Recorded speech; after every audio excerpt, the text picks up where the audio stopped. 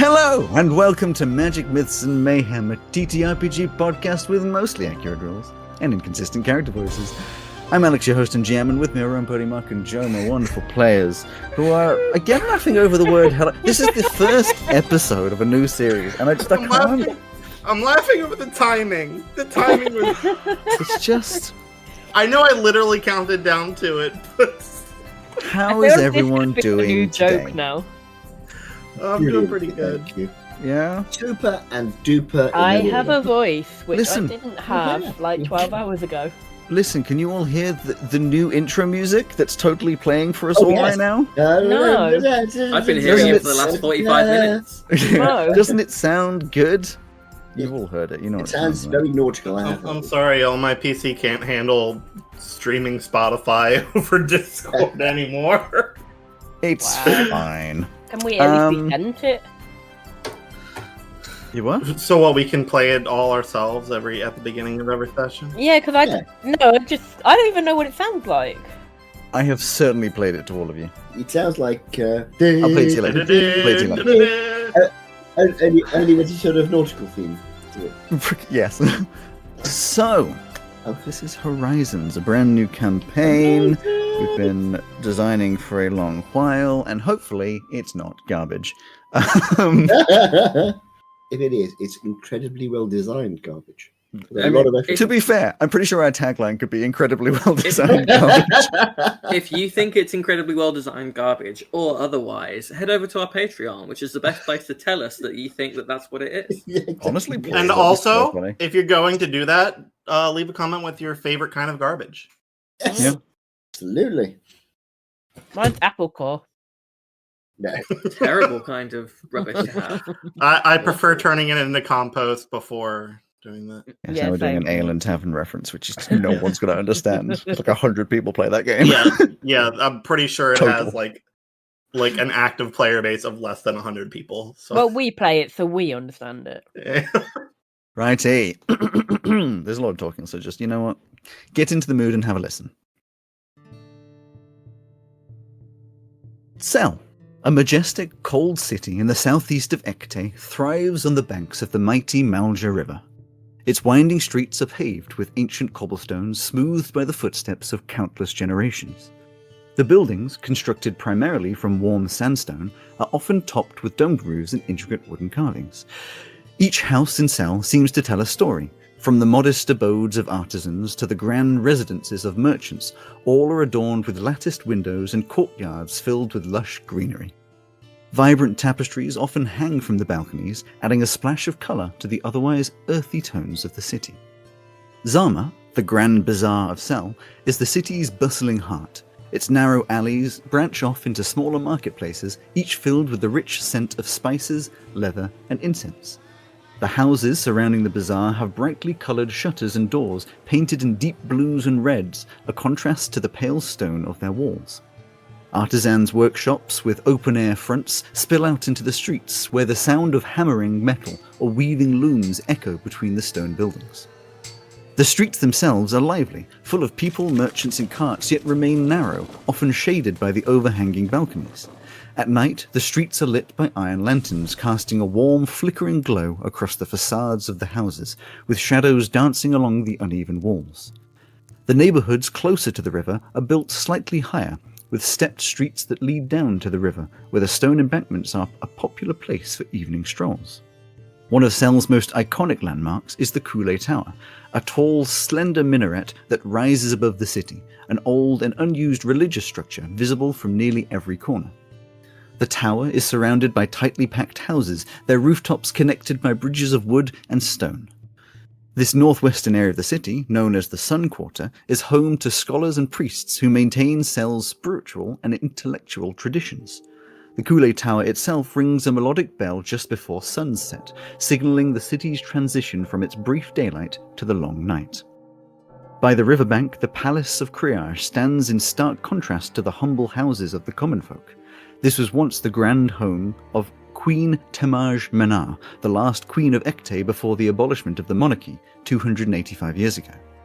Its grand courtyards and majestic halls are open to visitors who marvel at the palace's architecture and its breathtaking view of the river. The palace gardens are lush, filled with hardy plants that thrive in the cold climate, whilst fountains bubble with water drawn from the river, offering a serene backdrop to the palace's museum displays. The Temple of Ishanis, an ancient Pale-Elven structure perched on the hills behind the city, watches over Sel with a quiet dignity. The streets leading up to the temple are winding and steep, lined with small houses built into the rock. These homes, while simple, often have brightly painted doors and carved wooden shutters, with small gardens of hardy shrubs and herbs growing in courtyards. The temple itself, made of pale stone and adorned with delicate carvings, draws elven pilgrims from all over the world. In the city's Old Quarter, the southernmost area of the city, narrow streets and alleys snake between ancient buildings. The houses here are close together and often stacked on top of one another, with wooden beams and balconies that seem to touch across the streets. Small courtyards and hidden alleyways can be found behind many of these houses, offering secluded spots for residents to escape the city's hustle. The Iron Gate, a relic of Sel's fortified past, still stands at the entrance to the Old Quarter, a testament to the city's resilience and history. The river gardens of Sel stretch across the Malja River, providing a peaceful respite from the city's winding streets.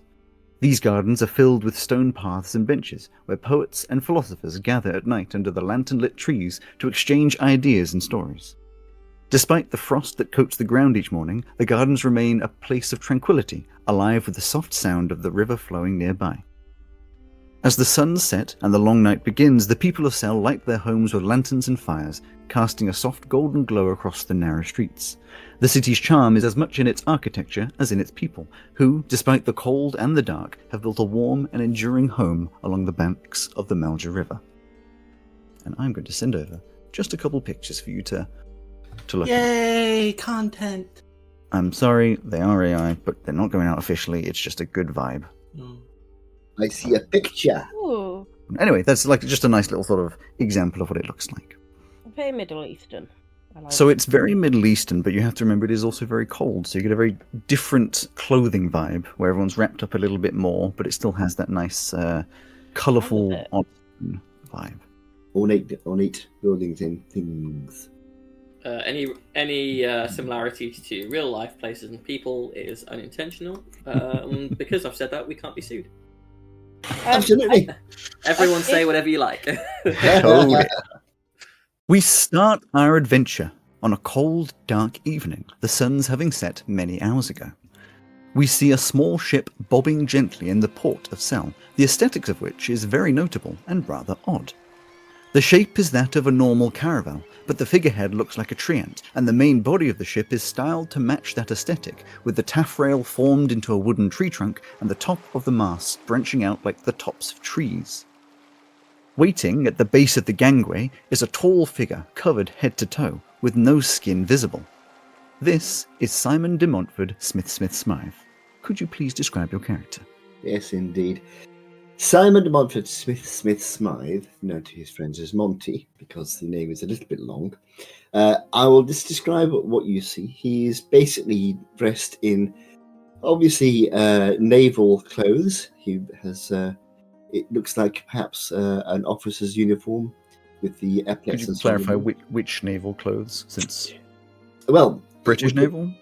It would, yes, it would look. What would it look like? Basically, it would be like a dark blue color with piping. He wears a front to back naval hat, but over his face is a golden mask, so you can't see any of his features at all. But you can see that underneath his hat is obviously a hood going up underneath the hat, so you can't see any part of his side of his head either. He's wearing big gauntlets. He has a rapier at his side and a pistol at the other side, with sea boots on his feet. And I will put a picture in the chat. There is Monty. Very fancy. There's Monty. Beside Monty, hammering away at the side of the ship, is a short and rather fluffy figure, that of a Marpark, otherwise known as Raccoon Folk. This is Pesto. Could you please describe your character?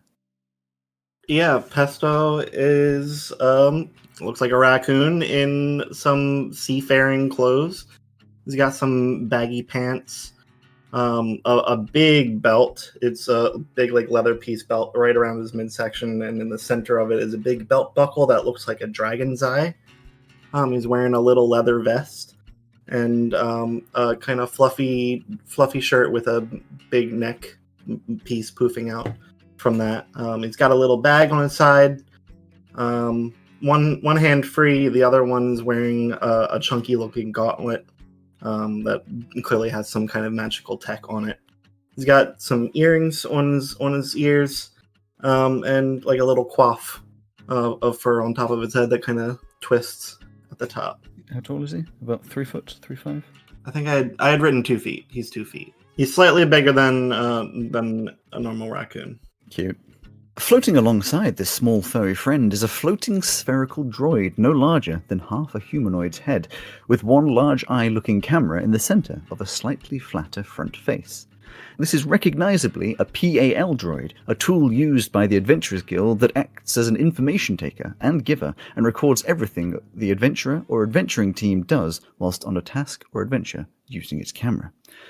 This one, however, looks a little worse for wear, with parts of it scratched up or broken, and evidently other parts replaced or upgraded. I should add that there are also 4 other creatures helping out Pesto in their work on the ship. There is a small toy that looks like a sheep in with a pirate's hat on it and a eye patch.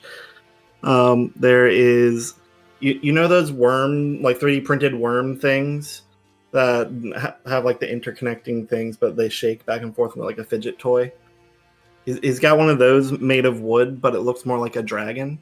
And then there is a little wooden woodpecker flying alongside of him, as well as a creature that looks like a marmoset, but it's got like metal implants on its ears and eyes, and in the center of its chest is a bright citrine gem. Wonderful. Surrounded by little Yes. toys and droids. So many little things. Coming down the gangway is a rather odd sight, that of a skeletal figure, walking authoritatively with a sense of purpose. This is Ozymandias. Could you please describe your character? Of course. So, only those looking with close inspection would be able to tell that Ozymandias is in fact a skelly man. Most of his, not skin, but bone is covered by some very well polished armor that has clearly been very well taken care of.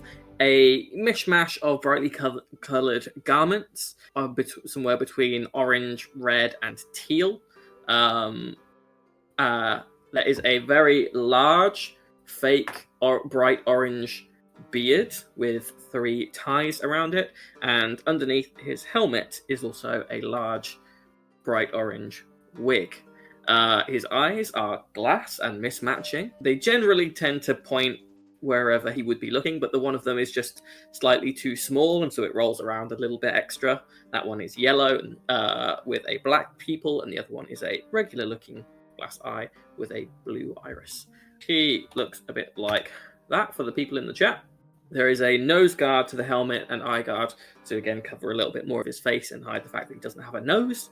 There is he also has a large belt buckle which has a skull on it, to be more obvious, and he's carrying a large shield, axe, and sword. Wonderful. And finally, trailing behind is a half-elf, visibly entranced by the colourful fabrics hanging off the city buildings, seemingly high on life. This is Nephalia Gorkson. Could you please describe your character? Yeah, so she's got like very steampunk, gothic, modern Victorian vibe about her, but she's got like a bright blue hair that she tends to wear in like space buns. You'll notice that like her left arm, well, just all of her is covered in tattoos, mainly her left arm and everything. She has a bunch of piercings all over her face and ears and everything. Yeah, let me get a picture for you guys. What is she wearing?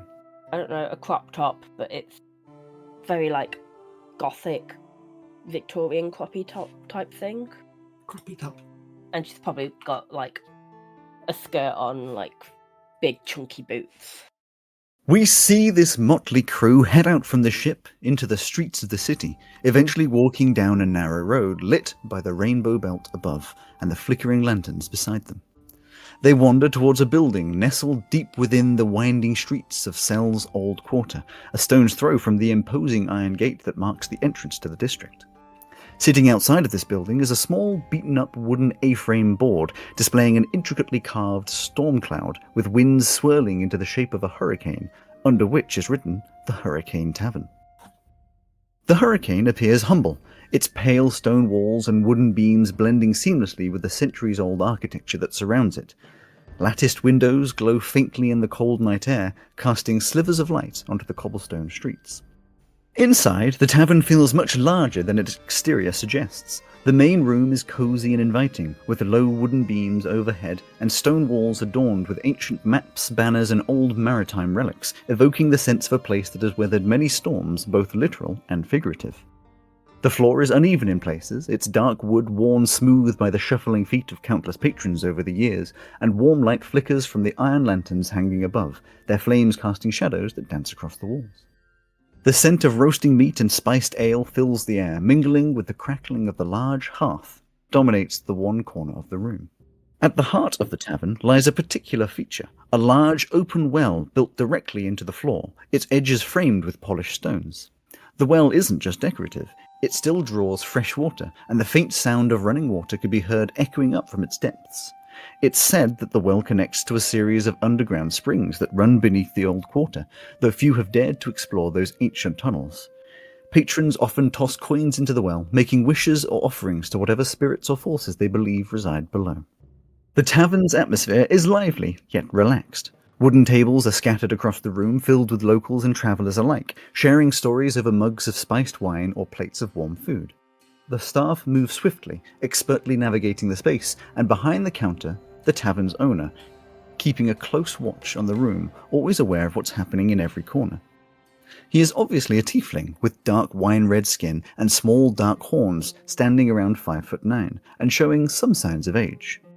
Despite this age, he evidently has a fit body, shown through a stark white shirt with rolled-up sleeves and a smart suit trousers. He has a tidy mustache dominating his upper lip, but not distracting from the large burn scar that covers his right eye down to his cheek, illuminated by the cigar that rests in his mouth.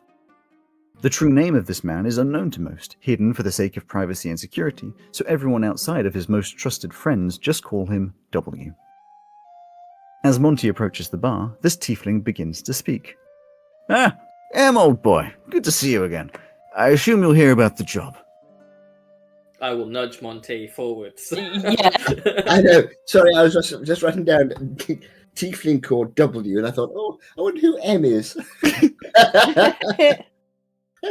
That's if you turn him upside down and shake him. Are we starting now? Sorry, I know I've been talking for so long, you're all like, oh God, thanks! You said what? It's like when you enter a game, and like it does the zoom in, and then you're still looking at the scenery, and then about 10 minutes later you realize you can move the mouse, and you're actually in first person, and you're playing the game. Like, this is a really long pause in the cutscene. Oh damn, I'm playing. Where was I? Yes, W. Yes, that's right, sir. That's right, W, old boy.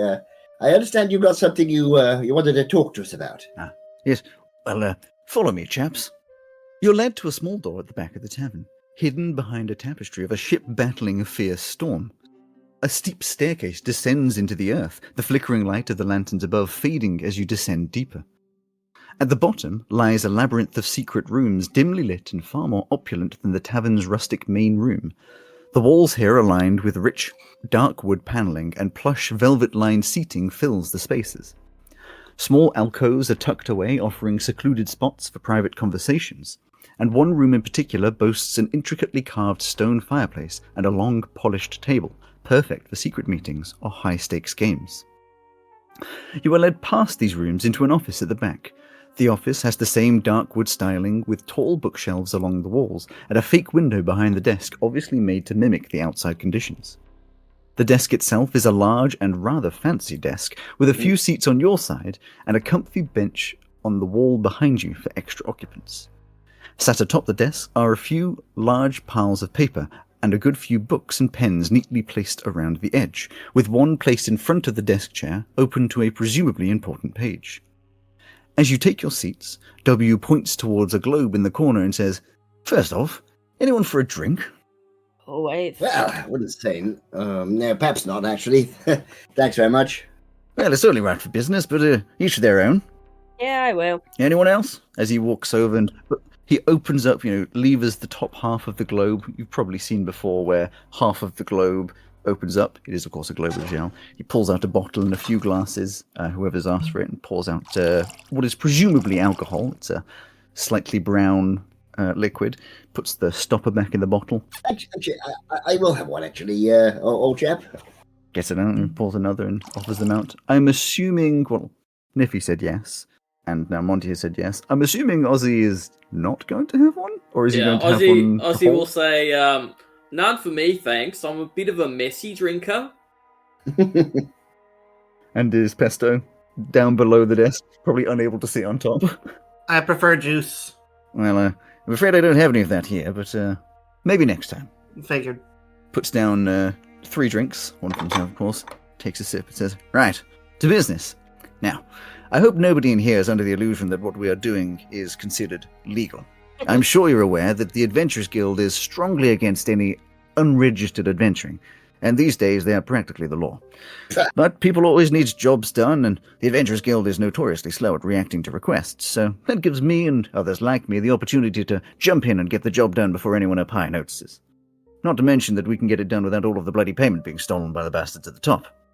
I mean, we knew all of that, but thanks for explaining it just for anyone who might not have known. For any flies on the walls. Do you know how difficult it is to add in, context and Exposition. Exposition, that's the word. It's just like I'm just want to fit that in. Can't spell exposition without W. Wexposition. That's the name of the episode right there. It's called Exposition without W. You know what? I genuinely might make that the title. It's a good one. It's a good title. Wait, is this my new job along with people who aren't here? And Yes. Yeah, sure. Sure. Yeah. Patreon. Come up with the name of the episode. As long as I mean, listen. Anyone as long can as come you up with keep the doing titles. it well. Anyone can come up with the titles, but that one is a particularly good title. All right. I figure that you lot are probably a little unsure as to whether or not you can trust me, and I must admit I find myself in the same boat. So I've come to the conclusion that I'll give you a simple mission, no strings attached, and we'll see how we go from there. That sounds like a very reasonable idea to me. Everyone okay with that? If you are, Captain. Yeah, I mean, you probably shouldn't trust anyone in this business, so as long as you build a good working relationship, right? Well, before we get to business, I should probably give you the information on how this all works, eh? All of my missions are a rather simple transaction. I give you the information you need, no more, no less, and pay you to perform said mission. I won't give you any information on the clients, nor will you be in any position to meet them, as I will be handling all of the logistics on that end. Payment-wise, the client will pay me, I will take my commission, and you will get the rest. My commission is usually 10%, but that can vary depending on the situation. Don't worry though, the payment will always be decided before you take on the mission, and there won't be any changes after. I won't ask for your names, and you won't ask for mine. For all intents and purposes, you will know me as W, and I will know you as whatever you tell me. There will be minimal record of any of these missions. Obviously, the details will be written whilst we await completion, but your names or details will not be assigned to them in the books any further than the code names that you've chosen. After completion, all record of the mission is destroyed on my end, and I recommend you do the same on your end as not to alert the authorities. I understand you are currently registered as a cargo vessel, so what I will give you after each mission is a record of delivery of supplies to my tavern to give good reason for your income if you're ever investigated. Any questions? All sounds perfectly above board to me, in a sort of underhand way. Perfect.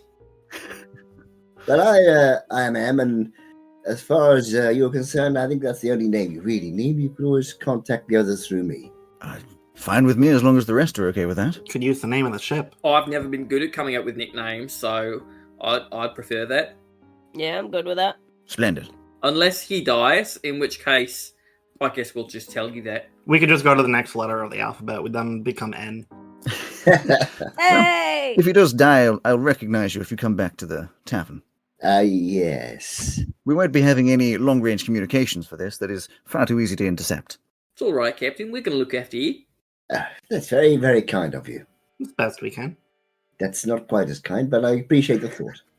Hey, look, being dead's not all it's cracked up to be, but doesn't mean that you can stop going to the tavern. Look at me. I am looking at you. That's a very impressive beard, if I may say so.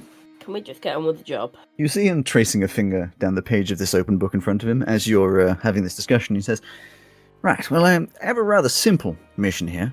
A wealthy client's daughter has been kidnapped by slavers and is most likely on their way to be sold somewhere. The good news is, in situations like this, the slavers will most likely lay low for a while before shifting the merchandise in order to not get any suspicion from the authorities, so they should be fairly easy to locate. That being said, I won't be able to give you a location myself, but I can give you some descriptions of the crew and direct you to somewhere you can find answers. The job is pretty simple, like I said, so the pay is 5,000 gold pieces, minus my commission, so you'd be getting 4,500 gold. How does that sound?" Sounds okay to me. Unless anyone has any objections, I think we go ahead. Fine with me. So, W, what can you tell us? Marvellous, marvellous. Well, the place you'll want to venture is called Metrocool, which lovingly translates to Death Valley in common. Metro... I'm going to say for this campaign, unless it becomes necessary, don't ask about spellings, just spell it however the hell you want, because then you'll pronounce it back to me correctly. So it's Metro Cool. Metrocool. Metrocool. So you can spell exposition with a W. Again, in canon, you can spell exposition with a W. Exposition. Exposition. Common in Gel it's an oral language. The written is freeform. That's how you say it in Mapak if you don't have the... You say that, but if common is a language spoken across the entire world as like a first or second language, it's likely that people spell things differently. Oh, yes. Yes, I certainly do. So true. Especially the word Yeah, differently. some people throw use into words just for shits and giggles. And some people remove use from words and Yeah, entire to make it sections of easier and words easier to make it read. aluminium. They just drop letters all over the place. I know. Anyway, yes, Metro Cool. That's Metro C-O-U-L, right? Sure. Metro C-O-U-L, cool. K-U-U-L. That's what I'm... Q-K-U-L. Sorry. The best description would be to call it a pirate town. That is to say, it's not exactly a space well known for following laws or common decency. I'm sure that you're all aware that a lot of the pirates of the world are only labelled as such because of their refusal to play by the Adventurers Guild's rules. But Metrocool is set up to be home for those with lower moral values. Its main functions are that of a black market and a hideout, so you should be safe as long as you keep your head down, but just remember to keep an eye on each other's backs whilst you're out there. Oh, and I advise that you hide that drone whilst you're there. They tend not to take too kindly to adventurers. All right. Okay. Official adventurers, I should say. Regardless, the one thing it will have is information, most likely for the right price. I'll leave that to your bright minds to negotiate, but there's a good chance you'll need to open your gold pouch, or if you don't want to, you might need to be prepared to bend your moral code slightly. And the rest is really up to you. I have no instructions on the fate of the slavers nor the other slaves. If you wish to extend your mission bounds, you're more than welcome to, but know that it will not incur any more payment. You see him trace the finger down the paper a bit more, obviously just searching for any more information, and he says, "Well, it looks like that's all I have to give you, I'm afraid." Wait, just before he does that, he hands over a piece of paper that has the descriptions of the crew that you're looking for. He says, Oh, wonderful. "Any questions?" Yeah, what does this girl look like and what's her name? The description of the girl's on the paper as well. Oh, great. And did you say what the name of the pirate ship was, Dole? I'm afraid I don't have the name of a ship, but like I said, you should be able to find that information. There's not too many slave ships that stick around, or should I say, slave ships tend not to stick around for too long, so if somebody knows of one, it's probably the right one. Okay. So just to recap, we've got the descriptions of the people who are in like a gang that we need to find. A man's daughter has been taken, and you're sending us, a group with a particular set of skills, to go and retrieve her. Yes, that sounds about correct. Fantastic. Are you all happy with that, Captain? It sounds like a walk in the park. That's what's happened, Captain. Right, my hearties. Good luck, old chaps. I truly hope you find no difficulty with this one. I'm sure we'll be back in 2 shakes of a pirate's, whatever pirate shake, I don't know. Peg leg. Peg leg, absolutely. They're peg legs. Where is Metro Cool, by the way? A good question. Just pulls out a little map of the local area and shows that it's just northeast. There's a set of islands, and it is one of the islands there. Excellent. That should make it a little easier to find. Thank you. Well, chaps, unless anybody else has any questions for the good Mr. W? No? Then let us be on our way and save this fair maiden. That's one way to put it. Wonderful. You drink the rest of that whiskey, by the way, that he had. Pretty nice. It seems as though, he's got a bar, so he's got some nice whiskies, which keeps to himself. Monty won't actually have drunk any yet. Yes, well, I would assume he never took off the mask. It's just left there. Yeah. Niffy, I'm put it sure, to the enjoyed the nice mask. whiskey. Just pours down the mask. I say, you wouldn't have a straw at all, would you? I did not to. Yeah. Okay, just a thought. It should make you a mesh mask or something, so you can just drink through it. I need to get myself some straws or something. I don't know. Anyway, okay, chaps, time to get going. Let's go and find this fair maiden. I've heard metal straws are a nice thing to carry around with you if you're gonna need it constantly. If you're gonna use your own stuff, a metal straw. I'll see if I can find one of some metal straw shop or something. Could probably make one. Oh, that'd be very kind indeed. Right, let's go. They could. See you later, You Mr. W. head back out of the underground office, back through the tavern, and into the cold, beltlit night of Sal. Now, it's your choice as to whether or not you set off now. As I said before, it is dark of an evening, though there isn't that much light. In the day, it's about 10 till 4, I think, is the light period around this part of the world. So you could set out. It would be harder to navigate in the dark, though the Rainbow Belt is quite a strong navigational tool.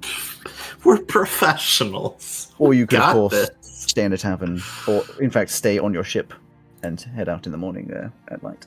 What time do we say it was at the moment? It's early evening, Dark. so the suns would have gone down around 4 or 5 o'clock. So I'd say around now 7, 8 o'clock, dinner time. So we would have a rough idea. How long do we think it would take us to get to Moonpool? Certainly our navigator would know. Yes. In fact, let's just do a roll for the sake of rolling. First roll of the campaign, A survival roll sounds good for your navigator. which we figured out. Who we figured out That's has expertise. No, I'm not the That's navigator. Purdy. Oh, I'm doing it. I'm just dying from coughing in. right. Oh, you poor thing. Navigation and helming is separate, isn't it? That's right. Yes. Yes. I steer. Well, She tells you where to steer. while Purdy's points. recovering, then Ozzy will and Ozymandias is his proper name, but you would all probably call him Ozzy. We'll go to I nearly called you Salsa. We'll go to Pesto. That's one of my undercover names. If somebody asks for my name and I don't want to give it to them, Okay. Salsa's what he's called at the weekends. What they're called at the weekends. So you're saying if there's more than one girl there, we free all of them? May as well just let them go. I don't see why not. Ah, weird. That was all. I just wanted some clarification on that. We don't have to take their hands and guide them to safety, but let them out of wherever they're being kept at least. I think we'll wait You and want see to what take the their situation- hands? He didn't say anything about taking their hands. No, that I'm saying we don't have to do that. Oh, okay. Just open the cage door and they can walk we- out, right? We can start a hand collection if you want. That's certainly not what I was think saying. That's quite what he meant, Obin. No. I think got the wrong end of the stick. Sorry. I think he's saying we should sort of help them escape, but not necessarily accompany them back to their homes. Right. Okay.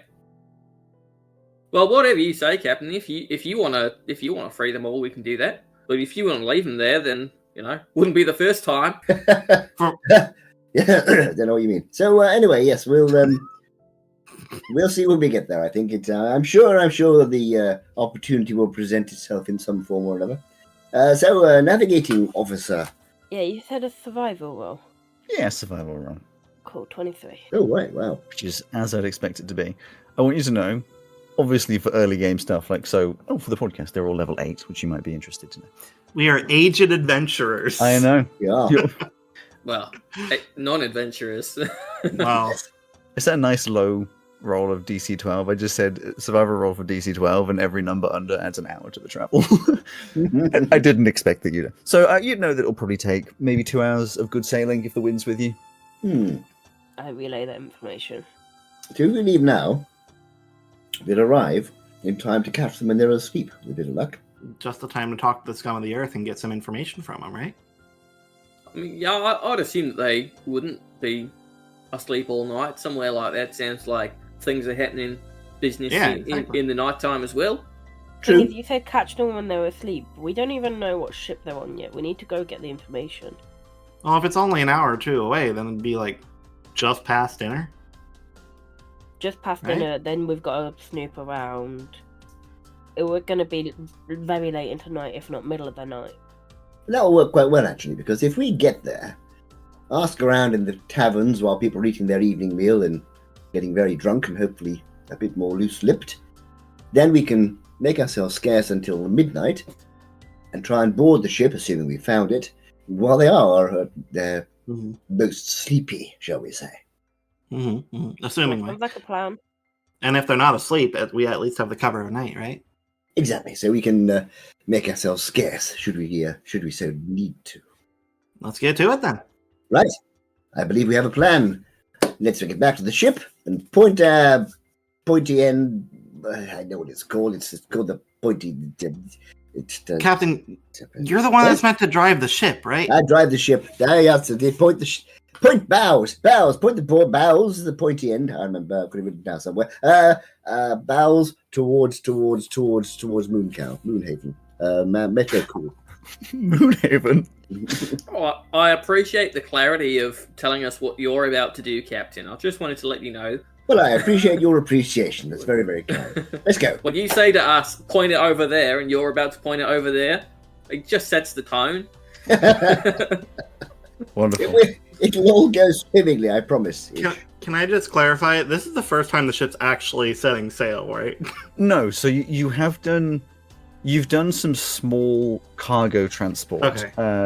You've done about a month's worth of sailing. Okay. I thought it was a month since we met, but okay. You've maybe done like one a week. So if you remember, you got your fake papers, to say that you're a cargo vessel, but you kind of needed to back them up with some actual cargo vesseling. So you have sailed a few times. You know it can sail out, and you are aware that though possibly not as proficient as you might have hoped in some ways, your captain is able to helm the ship. Okay, cool. I was going to say, so we've had our first trip, we've come back, we've repaired the damage. Exactly. We've had our second trip. That's why you started by hammering the side. You just figuring out when they came into dock. Had our second trip, got towed off the sandbank, came back, repaired the damage. Had our third trip, which was actually quite successful, and we're getting the hang of it now. Marvellous. So... yes, you all get back on the ship into your positions. We've discussed previously the helm looked more like that of a modern ship with a bit of a panel in front of you and a bit to the left and the right. No big steering wheel, because with these modern ships and only 4 of you on there, you're able to control all of the sails and things from your lovely helm, rather than having a bunch of I always said cast for some reason, a bunch of crew. Cast and crew, that's why. A bunch of crew to do all the sails for you. To describe a little more about your ship, or just whatever you want to. Pesto's the one that made it, so you can describe it a bit if you wish. What additional explanation were you... Simple layout, the weapons, things like that. You don't have to go into crazy detail. Lots of words, and it floats on the water. Yep, nailed it. So I've already said it's got that tree ant aesthetic. Yeah, from a cursory look, you'll see 2 raised bits on the front and the back. The back one is raised a little further than the front bit. Decks. In the front, there's what? They're called decks. Yeah, they're bits. They're bits as well. On the one in the deck in the front, the foursome. People listening aren't going to know what these things mean. And I don't want them to have to look them up. So the front bit has some little herb gardens built into it. Adorable. The back bit Quarterdeck. has a big old anchor on the back and 2 little cannonades next to the controlling the control station. The cannonades are sat on like swiveling. I don't know what you call them, but little swiveling mechanics, so they can spin 360, point in every direction. And they are like small cannons, but used Yeah. for hitting people rather than other Yeah, the little ships. cannons. I mean, you For could hit anyone other who doesn't ships, know but yeah. what a cannonade is. It is not cannon-flavored lemonade.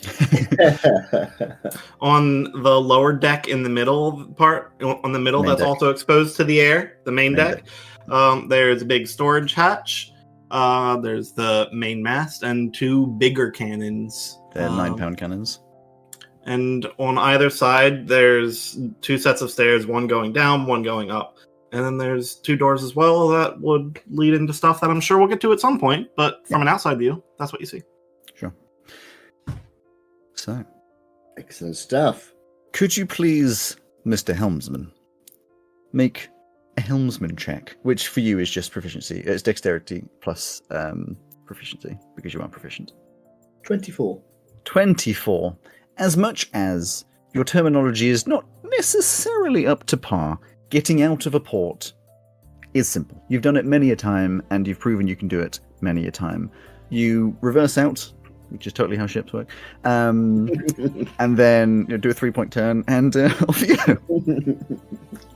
It's exactly what a sailing person would say. You know, I'm concerned that we don't actually know how to run a ship. As like a crew playing TTRPGs here, I'm concerned. I mean, I was in the most inland Sea Scout group in the UK, so So we're good then.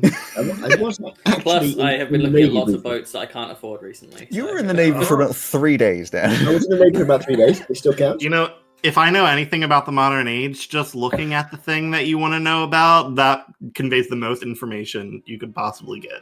So I think Joe is our leading boat expert What it here. actually is it encourages interaction with the podcast, because people are like, no, you got that wrong, and then people, how that works these days. Which Oh my basically god, I don't- we're guys, I don't- engagement baiting. Guys, I don't want that kind of interaction. I don't want that. Called the forecastle. And the bit where I'm sending you to the quarter deck. Pesto doesn't know how to fix a ship. Heads. Actually, you need to. Actually, I can roll a repair check. So yes, I do. I need to roll an appropriate dice that is that of a whale. Are we about to encounter a I'm whale? about to encounter a whale. Who's rolling Whale for Lord. wind? The I name assume. of this whale is Whale Lord. So, the sea air is something that all of you have come to get used to over the years, even though some of you are unable to feel it anymore. The fresh smell of salt water and mists crashing off waves fills you with a sense of excitement as you set off on the first real mission as a crew. It will be a few hours of sailing, so again, if you wish to converse about anything, do anything in those couple of hours, you're welcome to. Apart from, as a helmsman, you'd be able to do less, but mostly it's point and go. You'd be controlling it to make sure that none of the waves send you flying or anything, but it's calm seas. Can I go downstairs and make a metal straw? Probably. A metal straw isn't the easiest of things to make, but what you'd probably end up finding is a rough piece of metal, like a metal piping that you've used to fix up various parts. I have so of the much ship. scrap. I have so much Exactly. scrap. And then just give it a slight bend. It's not the most artisanally crafted thing in the world, but at the end of the day, Sure. a straw's a straw, Sure, You're just making the ends be smooth so that it doesn't cut you as you use it. Possibly it's a little thicker than would be usually comfortable because you didn't have the correct gauge of pipe, but it's more than usable. I don't know what his mouth looks like under that mask. It may need to be thicker. Yes, actually, interestingly, even though it's been a month, I imagine none of you have seen Under the Mask. Yeah. Exactly. Would they have noticed anything odd during that month? That's up to you. It depends on how careful you've Do been. you want us to make a check or something to figure Actually, out? no, it has been a month, so there is only one thing that would be curious to you. Though the captain's voice always stays the same, clothing is always the same, and the mask is always the same, The proportions don't always stay the same, which is a bit curious at first, but you were assured that was okay. Sometimes the captain is halfling-sized. Sometimes could even be as tall as Asimar size, 6'7" or so. But always, it's the captain in the captain's clothes and the captain's voice. So maybe I should make this straw change size too. I don't know what explanation you've been given for that. That would be up to you, of course. But I don't care. It would depend if anybody said anything. has anybody said anything? I probably would have, the very first time that it was a significant change, would have questioned if you were the captain. But I'm just assuming that you would have said, "Oh well, we talked about this thing yesterday," and then fairly you easy to wouldn't prove. have questioned it after that. Plus, it would have happened whilst you were out at sea, and there's no place for anyone to come or go. You know, I would have Could've just been while we were accepted fixing up it. the ship. It would have happened. It would have happened that in the morning, when the captain came out onto deck from his cabin, you'd have gone, "I'm sure you were taller than that." Listen, I've got a patient here who needs to get to bed, so I'm gonna take Nephalia below decks and get her all tucked in. All right. Thanks. I'm really not feeling well. Nefalia's got seasick, unfortunately. Yeah, no. That's fine. That's fine. Of course you're not well. You got all that blood rushing around your system. So unnecessary. We'll remove some, and you'll be feeling right as rain really quickly. So yes, in those fears, you've made a straw. Are the other two of you doing anything in particular? Well, I will be sort of. Actually, I won't be doing that because it isn't a great big ship's wheel. I shall be at the controls. Well, for this kind of a crew, it's probably quite simple, but yes. Yeah. Do we have a Yes. crow's nest? Yes. Yeah, it's Oh, the yes, top of the tree. Yeah. Then I would be up the top of the tree, A literal crow's keeping nest. a lookout for any ships that seem to have ill intent towards us. Sure. Give me a perception, if you wish. It's time to perceive. Natural 20 for a 27. Boom. I imagine you've got a little telescope to look through. I don't think I have one on my inventory, but I'm happy to add one. There'll be one on the ship. It would just be a telescope, nothing magical about. When you took Niffy to rest, you took hers. Actually, that's a thought. We never sorted out the items on my robe of useful items. True. Do you want me to roll that stuff now while things are happening? Yeah. Well, I'll answer your question first, and then you do it. You look around, and you do see a few other ships. As you're coming out of port, there's a few more. As you get further and further along these few hours, it is dark, so obviously the distance you can see comes in a little bit. You're mostly looking out for lights, which might be on ships. And there's a few every now and again, but none of them are doing anything you would consider to be... Well, okay, I'll let you judge whether or not you consider it to be strange, but they're mostly just going in their own direction. They might be coming towards you at certain points, but eventually sort of turn off. None seem to be following you. None are visible for more than 20 minutes, and even so, they obviously are doing different things to you. So you take from that what you will, but most likely you wouldn't find that any of it strange. I would just let the captain know all of it, Yeah. and not take any action unless he said to. Yeah, the only thing Monty would say is, don't light the lights on the mast, and keep the doors closed as much as possible, so nobody can see us coming. Sure. That's actually a thought. So for the lights on the ship, you can tell me if you would have wanted to do this or not, Rowan, as Pesto, who is sometimes called Salsa. I have the continuous flame spell that would have like a green ghost light. So hell we can yes. just have hooded lanterns hell for yes. our lights. So just close all of those. Yeah.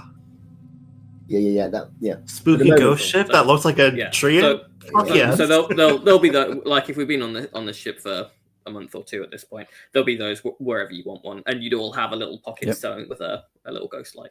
Yep. Cool. Wonderful. Are they lit all the time, or do you sort of turn them on and off?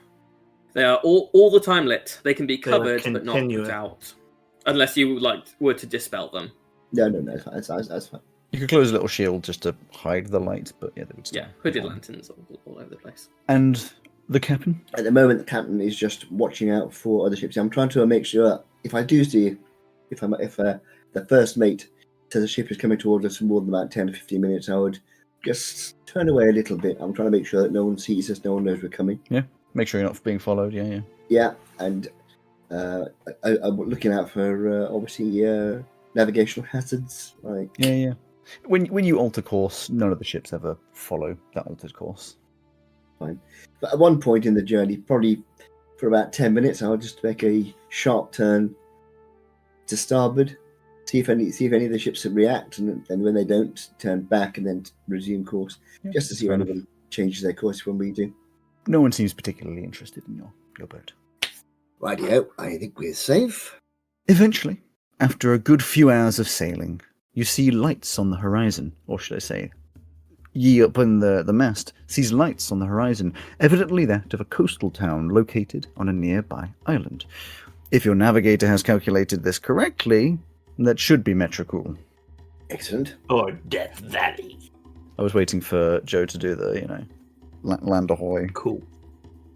Yeah. Oh, well, we're being stealthy, so I wouldn't shout. Yeah. Into a little talkstone. Oh, do we have those? Yeah, I assume so. Oh, then yeah, I'll just Yes. They're fairly text him. standard commodity. I'm at the controls, man. I'll text him land ahoy ! Exclamation mark skull emoji. So I've increased my awareness of looking out for any other ships and things heading in, and I'm looking to slow down a little bit. I know we're not going to be able to get in there without being seen. I just don't want to stand out. So there is a port you would see as you're approaching.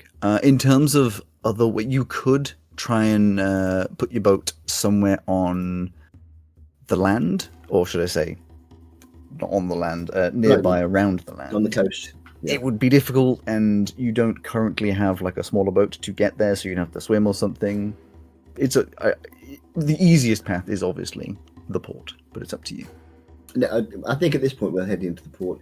I'm going to be looking to more in a place where I can quickly get out again. Mm-hmm. So I don't want to be sort of. If it's like a question of navigating through a load of ships, I'm trying to find somewhere where I can moor. Where if we need to leave quickly, there's a straight path straight That's out. fine. There's nowhere that's a straight path out again because it's a load of ports, but you can get to close enough to the edge and in a position where currently you aren't being blocked in by any boats, and try to just be in such a place that it's as fast as you could assume is possible, if necessary. This might be a good place for us to steal a tender. A tender being like a little boat that you would A jolly boat, yeah. Well, before you do, could you please make another helmsman check to get into port? A helmsman check by Jingo, sir. I don't know what do you mean. Well, I do know what you mean. By Jenga? These dice are great. I'm using my new dice. There is one tiny problem. Can't tell what it is. No, I can tell what it is, but it keeps landing on the end. And that doesn't mean anything. Maybe try rolling it like gotta roll it like that rather than. I did because I'm doing it in a little dice tray. It hits the side, stands upright, then just. Again. There we go. I really shouldn't have bothered. 8 with everything added. Yeah. 6 added. Rolled a 2. It's a rough landing. It's dark, and you're so concerned about being subtle, and you really want to get into a good position that you think you're doing it perfectly, and at the last second, Pesto, you just look over the edge and you're like, just as you hear this nice.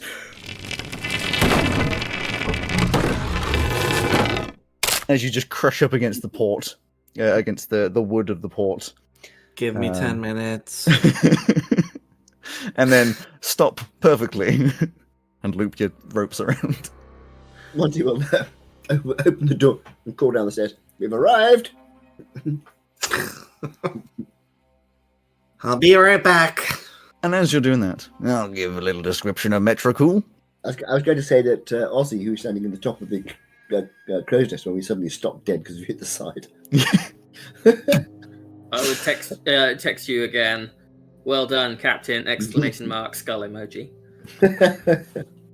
And I'm going to respond. I have some complaints. Oh, is this a group text? I think is it not? I thought it was a group chat. I've never had group chats exist before. But that's quite funny. Actually, that was so useful. You carry on. You can work on that in the future. Calling Metrocool a town might be a bit of a stretch in the definition of town. It's more a collection of buildings sporadically placed around with little regard for one another, which I guess you could define as a town, but you get what I mean. This means there is no specific entrance to the town other than the port, nor is there a singular styling to the buildings. The only consistent factor is that all of the buildings are shabby and thrown together with little regard for safety or aesthetics. There also aren't really any houses, or at least not by the standard definition. The buildings really only come under one of three types: a shopfront, a tavern, or a safe house. The shops are used for selling... This is information you would have found out over time. The shops are used for selling stolen or black market goods, and very rarely have an actual shop floor, mostly just set up to be a market stall type setup underneath the covering of some kind. The shopkeepers tend not to be adventurers themselves so much as fences for goods that are bought for them, selling some in the town and shifting other goods to other cities around the world. The taverns are simple and seemingly the most structurally sound of the lot. And as you search around, I can tell you what taverns there are, but you've only just got to the port. And the safe houses are exactly that, at least as much as you've heard. Spaces for criminals to lay low or hide out. Apparently, they tend to have some kind of sleeping accommodation, but generally wouldn't be regarded as hotel quality. The port is very simple. Its many decks expanding out into the sea, on which there is always an abundance of strange and wonderful ships. The decking is surprisingly maintained considering the rest of the town, but most assume that it is a collective effort since the port is inarguably the most important part of the whole town. As you enter into the port of Metrocool, you might have expected to feel out of place or as though all eyes are on you, but in reality that couldn't be further from the truth. The port is bustling and busy, with people loading and unloading ships, and many other wandering from place to place, each seemingly on their own missions. Visually, the port is not different from any other city port. It is simple, with its many decks extending out into the sea, on which you can see an abundance of strange and wonderful ships. The decking, I've already said the surprisingly well-maintained bit, but I'll say it again. The decking is surprisingly well-maintained considering the reputation of the town, and as you dock, there are already workers ready and waiting to receive the mooring lines to tie you to the bits. As you dock, you can see the rest of the town spreading inland. The people are mostly ignoring you, though you do get a few curious stares. It is up to you how quickly you exit the ship and where you go. Before we exit, looking at the ships in the harbour, first of all, roughly how many ships are there in the harbour? I would say you're looking at around somewhere between 40 and 50. It's a very large harbour. Some of them are very big, some of them are small, but there's a lot of them spreading across this gigantic port. Okay. And can we see any obvious signs that one might be a slaver? So, like people wandering around with... Give me a perception. Everyone who wants to. I want to make a perception, but I'm looking for something different. Then I'll do yours in a second. Okay. I will perceive also. 18. Okay. Dirty 20. Okay. An 18 and a dirty 20. The simple answer is yes. The issue is a lot of them could be considered to be slavers. They're all evidently fairly illegal ships that are undergoing illegal activity, in that there's lots of crates which are unlabeled, people looking around making sure no one's looking at what they're loading. There are some ships that have people being led onto them. In some cases they look as though they may be unwilling, in other cases they seem to be willing. Some might be for nefarious means, some might be for friendly means. It's not that you can't see any of the ships you're looking for, it's just you can see too many of what could be ships that you're looking for.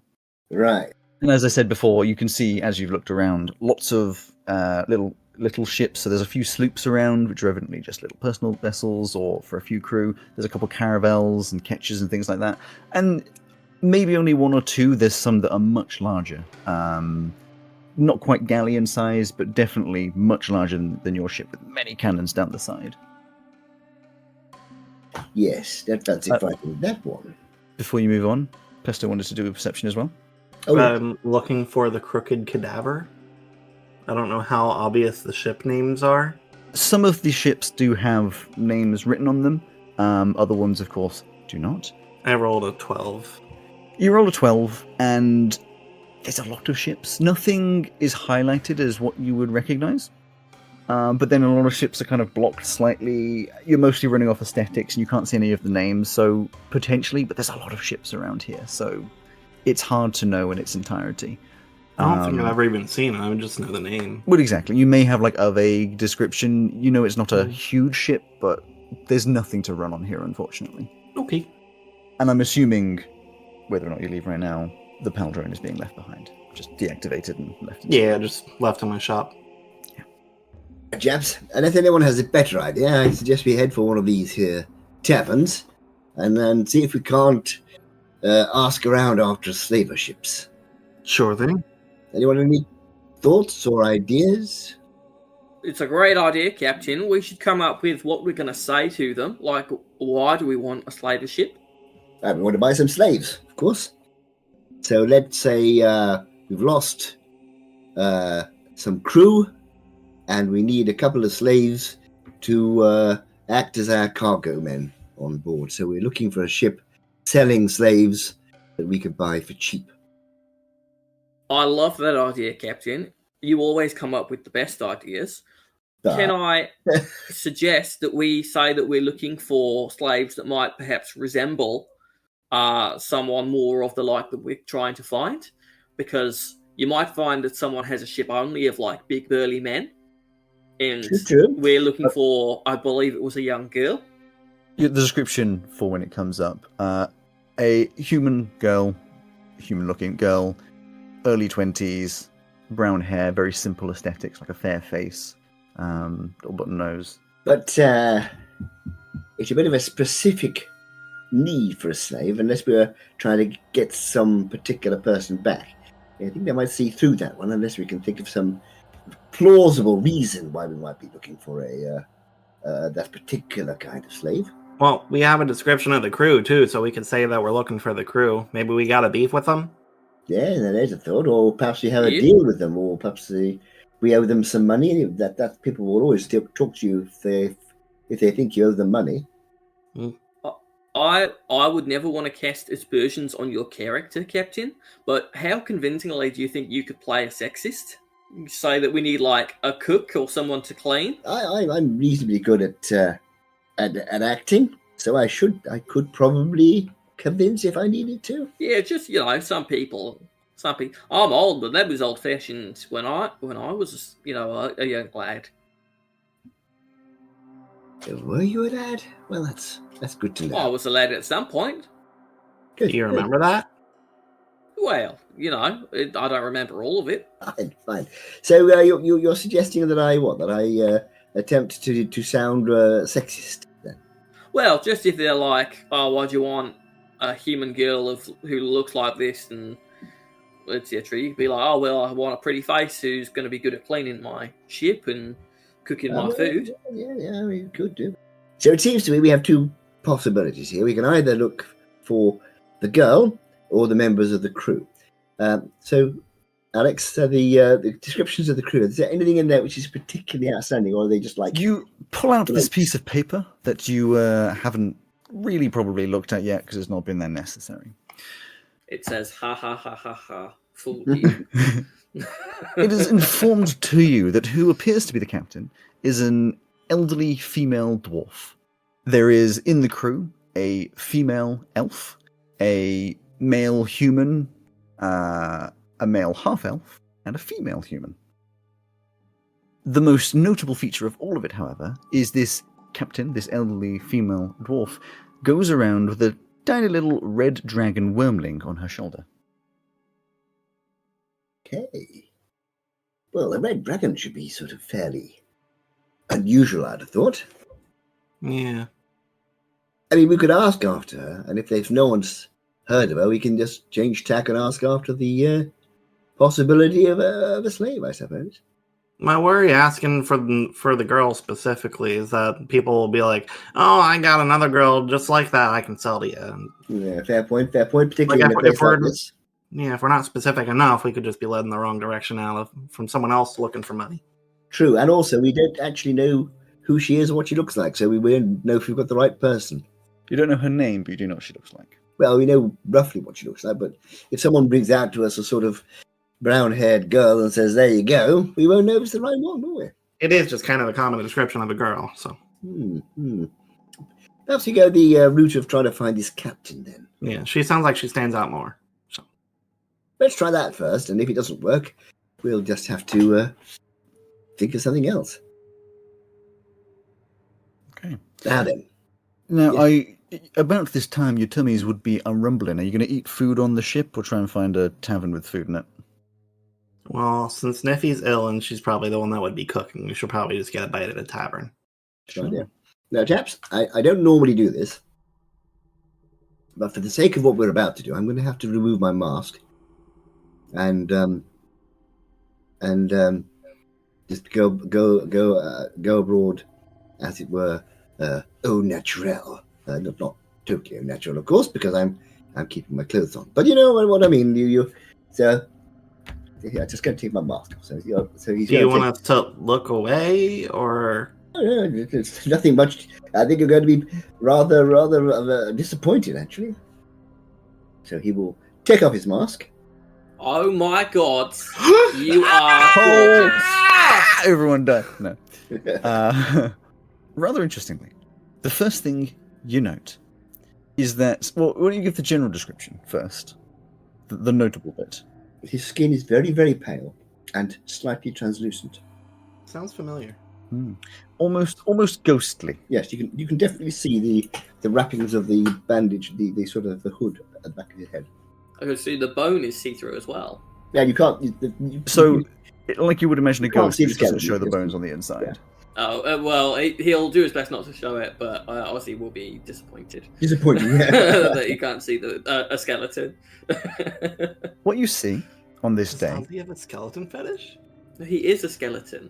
Yeah, but So he'd be disappointed. He's just assumed that the rest of you had skeletons inside you as well. I may have a skeleton inside. what you see, Yes. standing around 5'10" in front of you, is a stunningly beautiful elf. Rather difficult to tell if this would be a masculine or feminine frame, as with a lot of elves, there is a sort of a crossover as to strong jawlines, but there's a lovely jawline, what would presumably be fair skin, and as the mask comes off and the hood comes down, this lovely long plume of hair falls down, flowing in this ghostly way. Strong cheekbones, piercing eyes, even though you can see through them, and basically no wrinkles. This sort of classic, beautiful elf aesthetic. I'm also going to modify my clothing to look more like. So what's the sort of standard clothing that people are wearing? Well, now, so you have Silkweaver. But I also have my Okay. gem. Right, yes. Remind me, because I know we went through all of this, but there was a lot of items being Well, spoken about. luckily, I wrote it down because I Exactly. know it. The gem, which I've forgotten the name of because, why do you know that? Actually, it's there. It's called a I'm a favor, right? fabulous gem. Fabulous. Fabulous. Basically, I can do an illusion on my clothing, which won't stand up to being touched, but will. That's fine. There isn't really a standard. The most replicable part is no one's wearing anything particularly fancy. In the most part, there are some that are some better doing adventurers and pirates, but mostly it's older clothing that hasn't been washed in a while. Tough leather clothing is quite common against the cold, but nothing with fanciful edges and all that kind of stuff. So I think what you'll go for, I want to look as though I am a reasonably wealthy captain. Some of you might have some money. Reasonably wealthy around here would be similar to what you're wearing, but less militant. But like a nicer fabric than just like a tough fabric. So basically, that's the sort of look I'm going for. So That's fine. I want to look like a sort of well-off elf who might have money. Sure.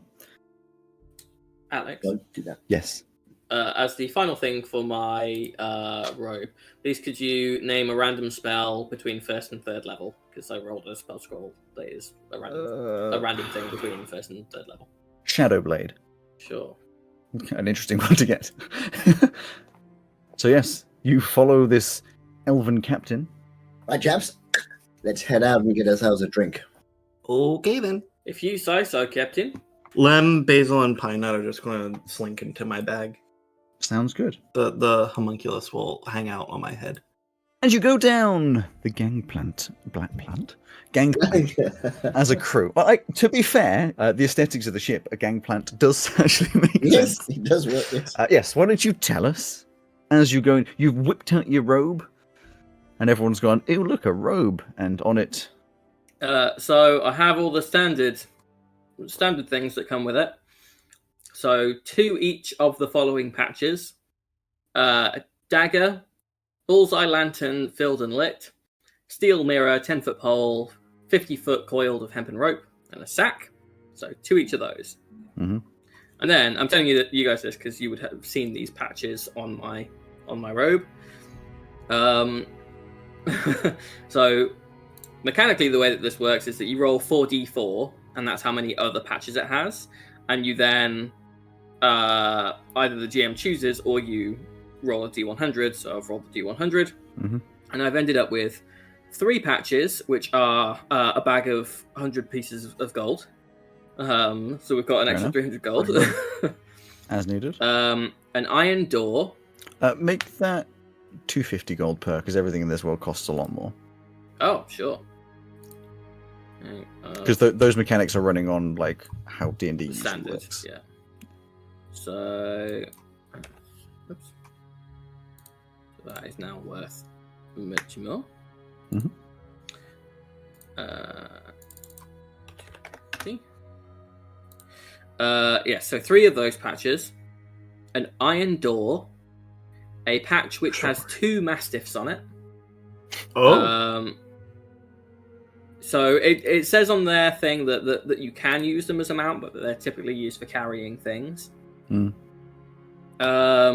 A pit, a portable ram, 1 patch which is 4 potions of healing. Wow. A window, and a scroll of Shadowblade. Some really good stuff. Okay. A very eclectic mix. Huh. Is that Windows 10 or 11?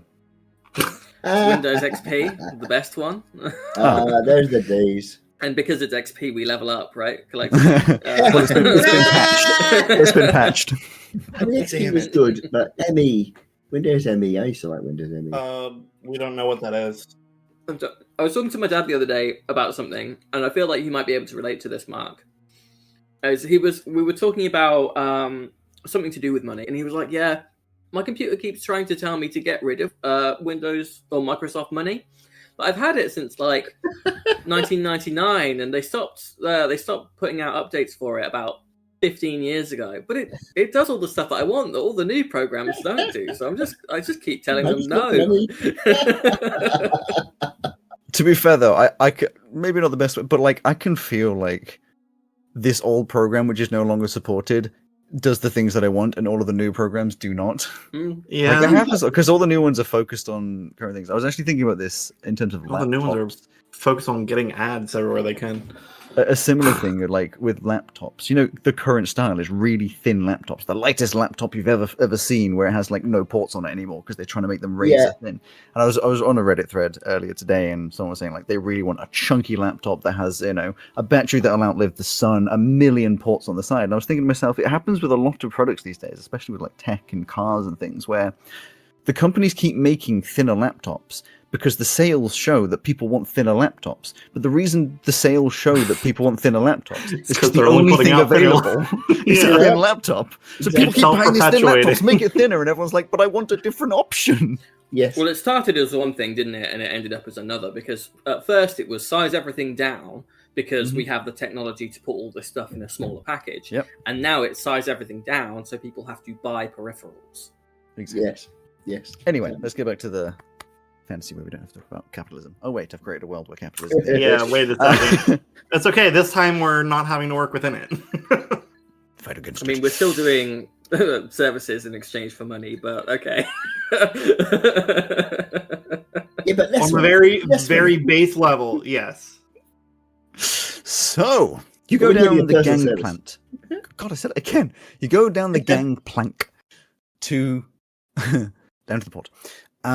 And most people seem to possibly glance at you You have some different aesthetics to usual, but there's a lot of strange figures around, whether it be with scars and tattoos or, different aesthetics in terms of what species or race they are. So it's normally not much more than a look. Plus, you get the feeling that people tend to try not to stare at people very long, because you're in a location where staring at someone is basically an invitation to fight them.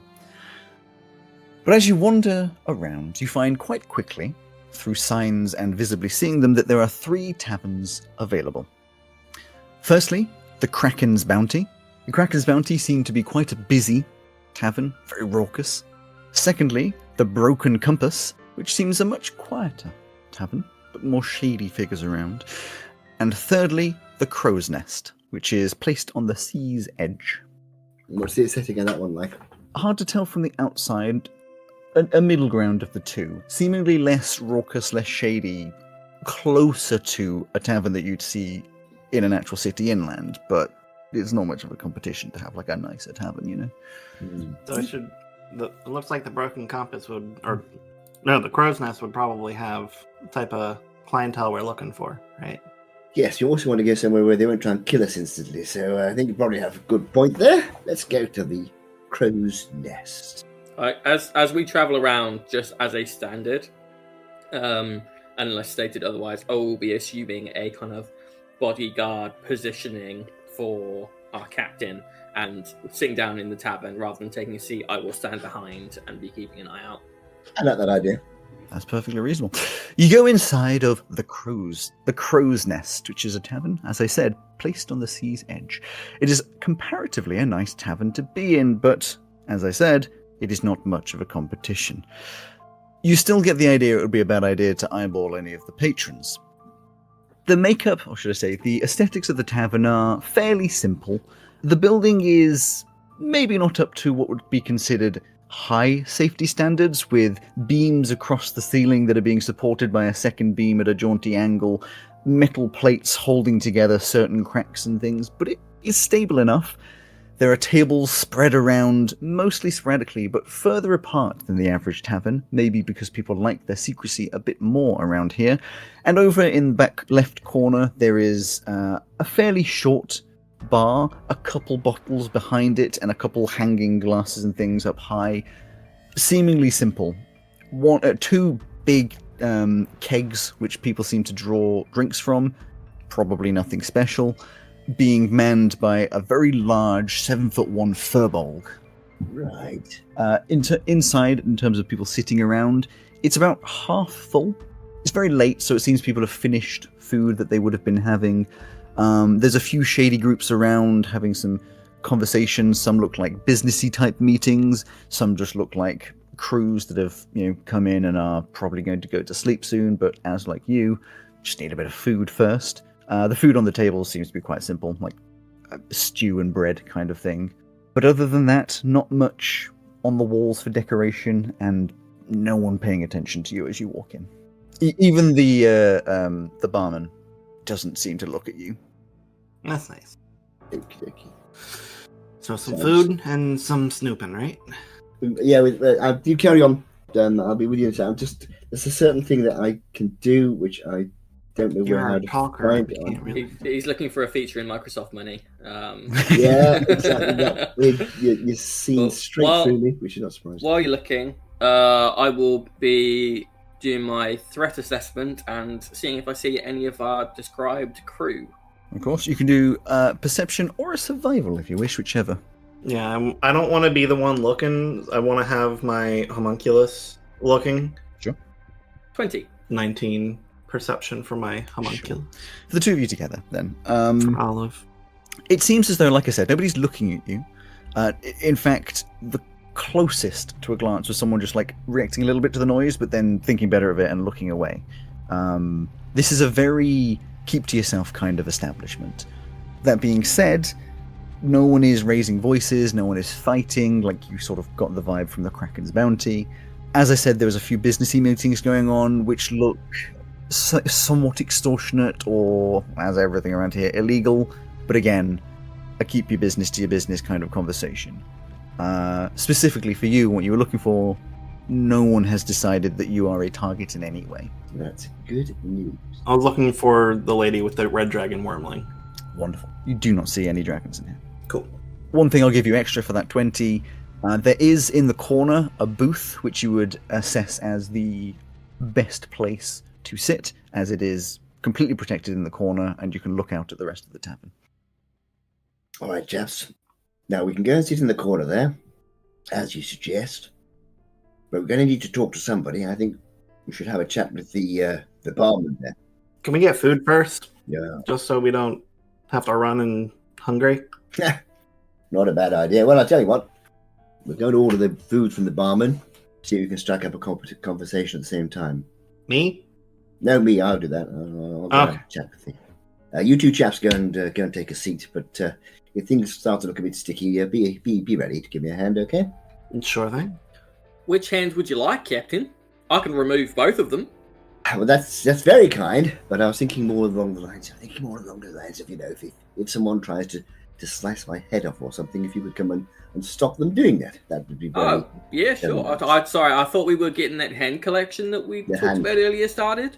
I'd have to have a serious chat with you about this at some point, but that's fine. Right, I'm going to make my way over to the bar. Oh, before I make my way over to the bar, so what did you two want to eat if they have a choice at all? Oh, you know what I like at this point.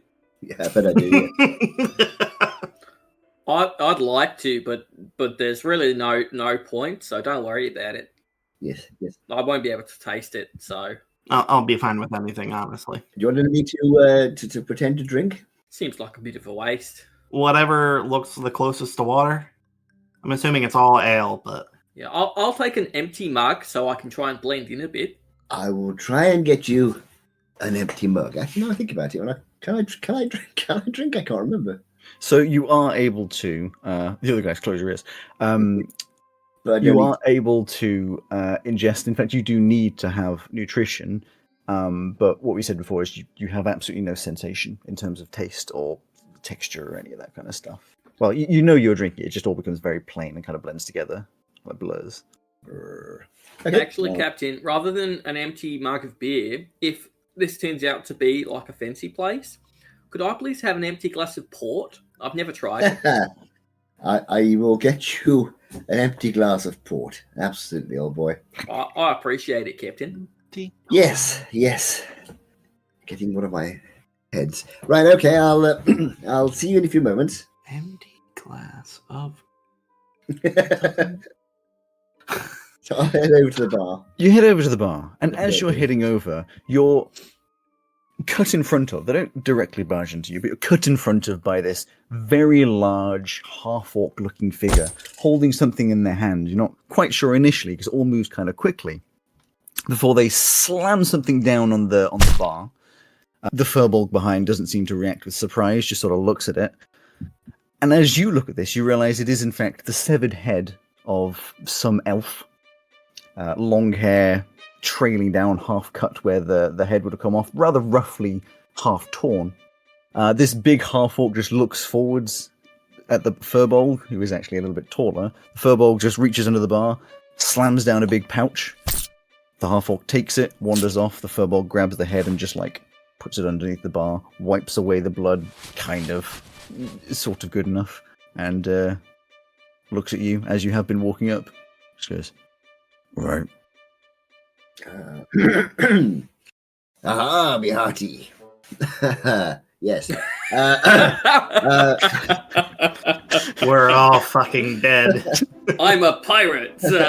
I wonder if I like some. So to clarify, if you would know to blend in around here, or should I say in Ecte, the eastern side of Ecte is all what is in England, the South Country kind of accent, the farmer kind of accent like that. So the one step back from the pirate accent.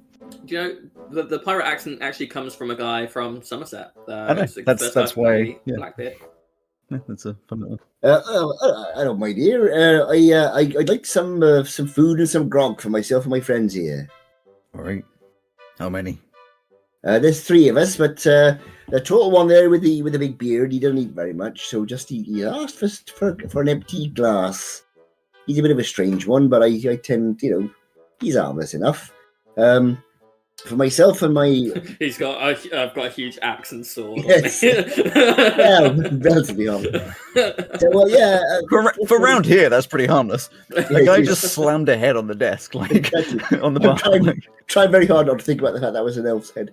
So, yeah, what sort of foods do you have here then, Maria? Oh, we got stew. Yes.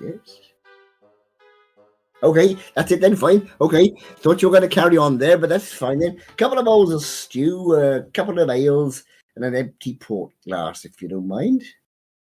Fine. 1 gold, 5 silver. Right you are, my dear. Well, here you go. 1 gold, 5 silver. It is amazingly cheap.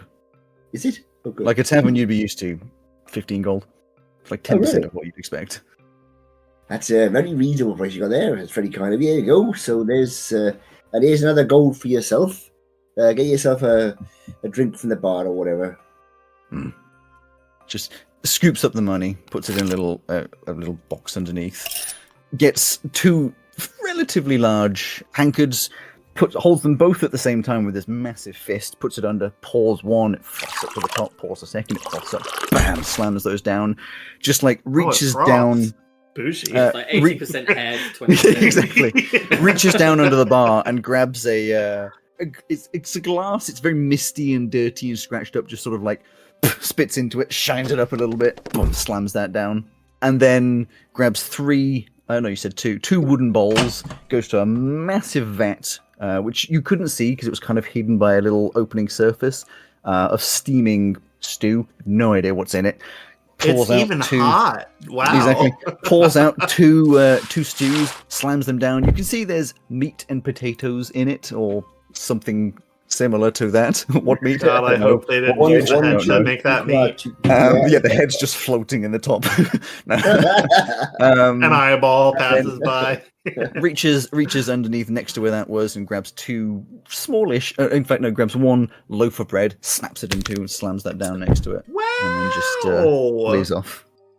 Well, that's very kind of you, my dear. I'll be back to our little chat later on, perhaps. I'll see how it goes. But very kind. Nice place, Right. Maria. I'll talk to you later. I say, my dears, could one of you come over and help me bring this to the table? Olive, please take care of that. I will go. Olive flies So- over with you and takes Olive, Ozzy, you all grab all the stuff and bring it over. Yeah, put it down on the table. Could do that, but I don't want to do that. Okay, fine. The ale, it's nice, quite watered down, but it's for what you were expecting, possibly a lot better. Only one of us will know this. Well, exactly. For you, it's just it just exists. The stew. Well, this ale's very wet, very nice. That is actually exactly how I describe that, yeah. The stew is again kind of watered down, a bit light on the flavors. Considering that Ekte, especially Cell, is known for like all of its exotic spices and stuff. Well, I guess they're not exotic because they come from Cell. A lot of spices and things like that. It's very under-flavored, but again, you haven't paid a lot, so evidently not a lot is going into this. But it's meat and potato, I'm it's sure it's sustenance. filling still. Exactly, it's sustenance, and the bread is, again, surprisingly nice. It's not moldy. It's the edges of just about to go stale, so it's a little hard, but you dip it in the stew and it's good enough. Well, yeah. You know, honestly, I think some places in Gel were, or not on Gel, we're in Gel, in Veluna were worse than this. Yes. Some. And here's your empty port glass. I hope you enjoy it. This is a high class establishment. Thanks, Captain. He seems like quite a reasonable chap, actually. That's actually pretty nice, yeah. Look, the man's clearly a connoisseur. He's skipped straight past the hand collection, and he's clearly going straight for the head collection. Yeah, I did notice that, and That's that some was advanced stuff. slightly worrying, but each to their own, I suppose. Anyway, Took get me the ages food down to here, get and then this time. I'm going to go and have a little chat with him and see if he's seen this dwarf lady, which might mean us leaving here quite quickly. So there we go. Take Olive with you. I'll have some eyes and ears over there with you. Ah, yes. You should take one of my eyes as well, Captain. There you are. You keep that. You keep that because I would hate to lose it. You look very nice. where it Just the is. classic, like you put it in backwards and it rolls back around. Yeah. Pesto, would you just mind rotating that around to be looking straight forward for me? Yeah, sure thing. Cheers, buddy. Of course. Right, I'll take Olive. What does Olive look like? In this picture, it's the little thing on top of the head. So it looks like a marmoset with bat The wings. marmoset bat wings. I remember the one. Yeah. And it's got a bunch of metal bits. Yeah, just sort of sits on your shoulder. Yeah. Right, so we're all. I mean, I'll just. Yeah, I mean, for you, you know you need to eat it. Probably a little sad, but you know, is what it is. I mean, You're I used don't to it know. at this point. Yeah, I don't know idea. That was very stew. Right, are you chaps ready for me to go over and have a chat with our friend? Good to go. Right, stand by. Yeah, you never know what's going to happen. We'll be sitting here minding our business. Well, yes, excellent. So I'll head over to the bar. Pesto, if I wanted to start a new collection, would you be able to put up some shelves? Yeah, sure. Yeah. You can make easy modifications like that. It should only take a night. So I head over to the bar and attract the attention of our furball friend. I mean, no one else is coming over, so you're the only person there. Maybe one person is sat at the bar now, hood up, not looking. Hello again, my dear. Right. We were supposed to meet somebody here, but I can't see them. I don't know if you've seen them around at all. Oh. Can't think. I got a terrible memory for names. She's a captain of another ship. My ship's in harbour at the moment. She's a little dwarf lady, very nice. Got a red. What do you call it? A dragon? Wormling. A wormling. Red wormling. Lovely little thing. Always has it with her all the time. What's that? I can't think of her name now. I owe her some money, and I said I'd meet her here and pass the money on to her, but I just can't see her anywhere. Give me a deception. Deception? Persuasion? Can I do persuasion? You are lying, so it's going to be a deception. Yeah, I'll do a deception then. I'm actually not bad at deception as well. Mind you, it depends on the dice. I've worked out how to roll these dice now, by the way. You spin them like that, and they fall over. That's 14. You're not sure how it's going to go. He sort of looks at you, narrows these tiny little eyes, and just goes, "Oh, you see no one like that." Oh, well, that's a pity, my dear. I got a lot of money for her. Don't know where I'm going to get it to her. Then you don't know where I could go to find someone. I do use her. Well, best people come through here. You want to talk to people? We go to Kraken's Bounty. Okay, that's very very kind of you, my dear. I'll do that then. I'll go over to the Kraken's Bounty. Oh, I'll give you one suggestion for free. What's that, my dear? Drop the fake accent. Right there, my dear. You know what? I'll give you a second one for free as well. What's that? Make sure your big friend over there is the one in front. You mean the tall chap with the beard? The weapons. Yes, I did see it was quite a exuberant sort of place. Hmm. But not the accent then. I thought it was going quite well. Oh well, fair enough. Here, I'll have another gold piece for your help, and Silently takes it, puts it under the bar. we'll possibly come back. That was a very nice meal. Thank you very much indeed. Quite sure what the meat was, but it tasted. I have no idea how it tasted, but it was very nice. Chaps, we're going to pop next door. Sounds good. Aye. Olive will fly back over to my head. We'll get up and walk over. I hate it when Sure. he starts typing things. Right. Have This- no idea. This tavern burned. They hate you.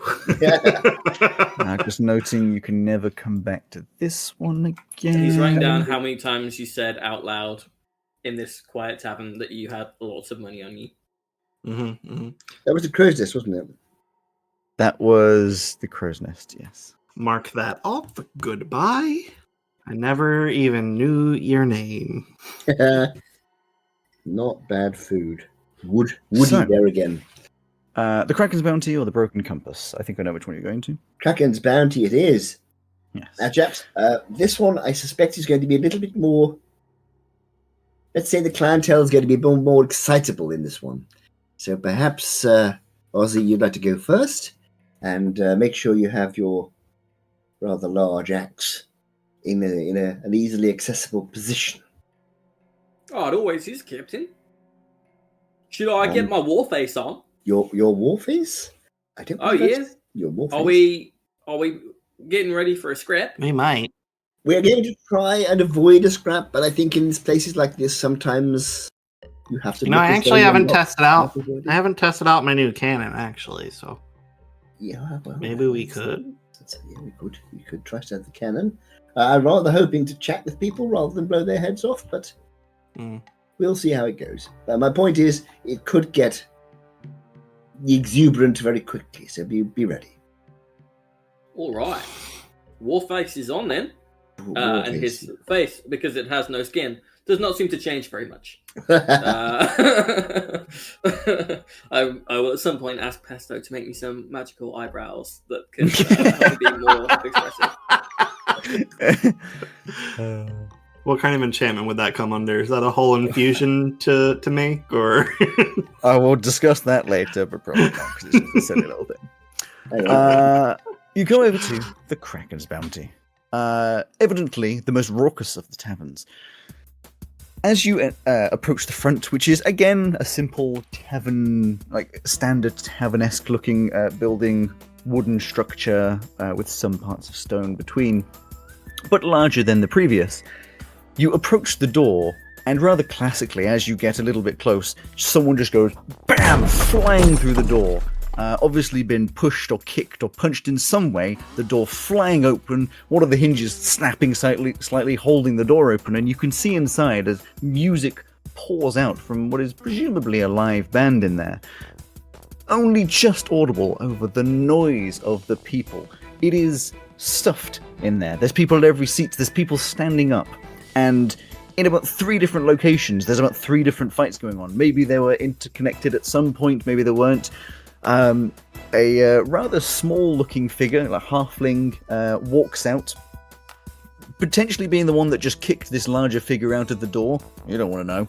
And goes over to this figure that is now lying on the ground, starts pummeling him in the face as you walk past. Well, I mean, you could do something about it, but I'm assuming you're not. As you step inside of the Kraken's Bounty. The most notable thing about the Kraken's Bounty is around the bar is what could only be the jaw of a kraken. Not the largest kraken possibly that's ever existed, maybe one that was slightly younger, but it's most certainly the jaw of a kraken that surrounds the bar. The rest of the tavern being mostly undecorated. It's got a slightly staged area on the right with many tables on it and some booths in the corner. The left-hand side includes a large fire, which is probably was roaring at one point, but seems to have been put out since someone's head is sticking inside of it. And various people sat around.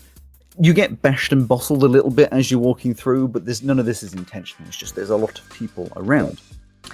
Behind the bar, there are 2 figures desperately trying to get to everybody and serve. One is an Aarakocra, relatively small compared to you, but not compared to Pesto. 4'8".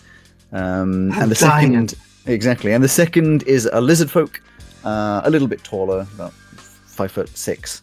And they're just obviously not paying attention to you. They're paying attention to everyone else. They seem to be just ignoring the fact that there's fights going on and just submitted to it. The only time they even slightly pay attention is when the fights get a little too close to the bar. But it seems as though the patrons of the bar try to keep the fights away from the bar because that's where the alcohol and the food is. Never occurred to me to have a collection of just jaws. It's something to consider, isn't it? Yes, but perhaps later. Let's go and see if I think we should stay near the bar for the moment. I don't particularly want to get into a fight. And let's maybe either of you can see dwarven friend with the red. What's on his again? The wormling. Red dragon wormling. I can have Olive get a bit of a bird's eye view. Yes, absolutely, very useful. I'll send Olive up into the rafters. Bit of a disturbing idea, really, seeing as dragons are sentient creatures. That's what you're concerned about? Perhaps it's a pet, I don't Well, know. just, Perhaps they're friends. seems a bit strange to keep what is essentially a baby as a pet. Well, some people have strange ideas, don't they? But never mind. That's a conversation for a different time. I'm going to send Olive. Questioning the morals of slave traders. Yeah. Send Olive out. Give a little perception. I choose you. 13. It's very raucous. Nothing immediately jumps out as a red dragon wormling. There's a couple dwarves around, but none of them fit. At least you can't tell that they fit the description. But there's just so much going on and people are moving a lot. There's a lot to focus on, so fairly sure. Actually, it's a 16. Okay. Same description, you're that just changes more sure. anything. They're not Okay. here. Okay. You're pretty sure they're not around. Yes. Don't see him up there at the moment, but it is pretty crazy. So they may just buried under crowds of people. Fair enough. You would be, and I won't do it for the sake of just the podcast. You would have to be raised voices to talk to each other. It's very loud in here. Fair enough. I'm not going to do that because I don't know how to do that in this. It would be awful for a podcast anyway, us to be sitting here going. I'll keep Olive up there while we're just wandering around, since it's a better view. Yeah, sure. Keeping a passive lookout to see if anything concerning may be coming for us.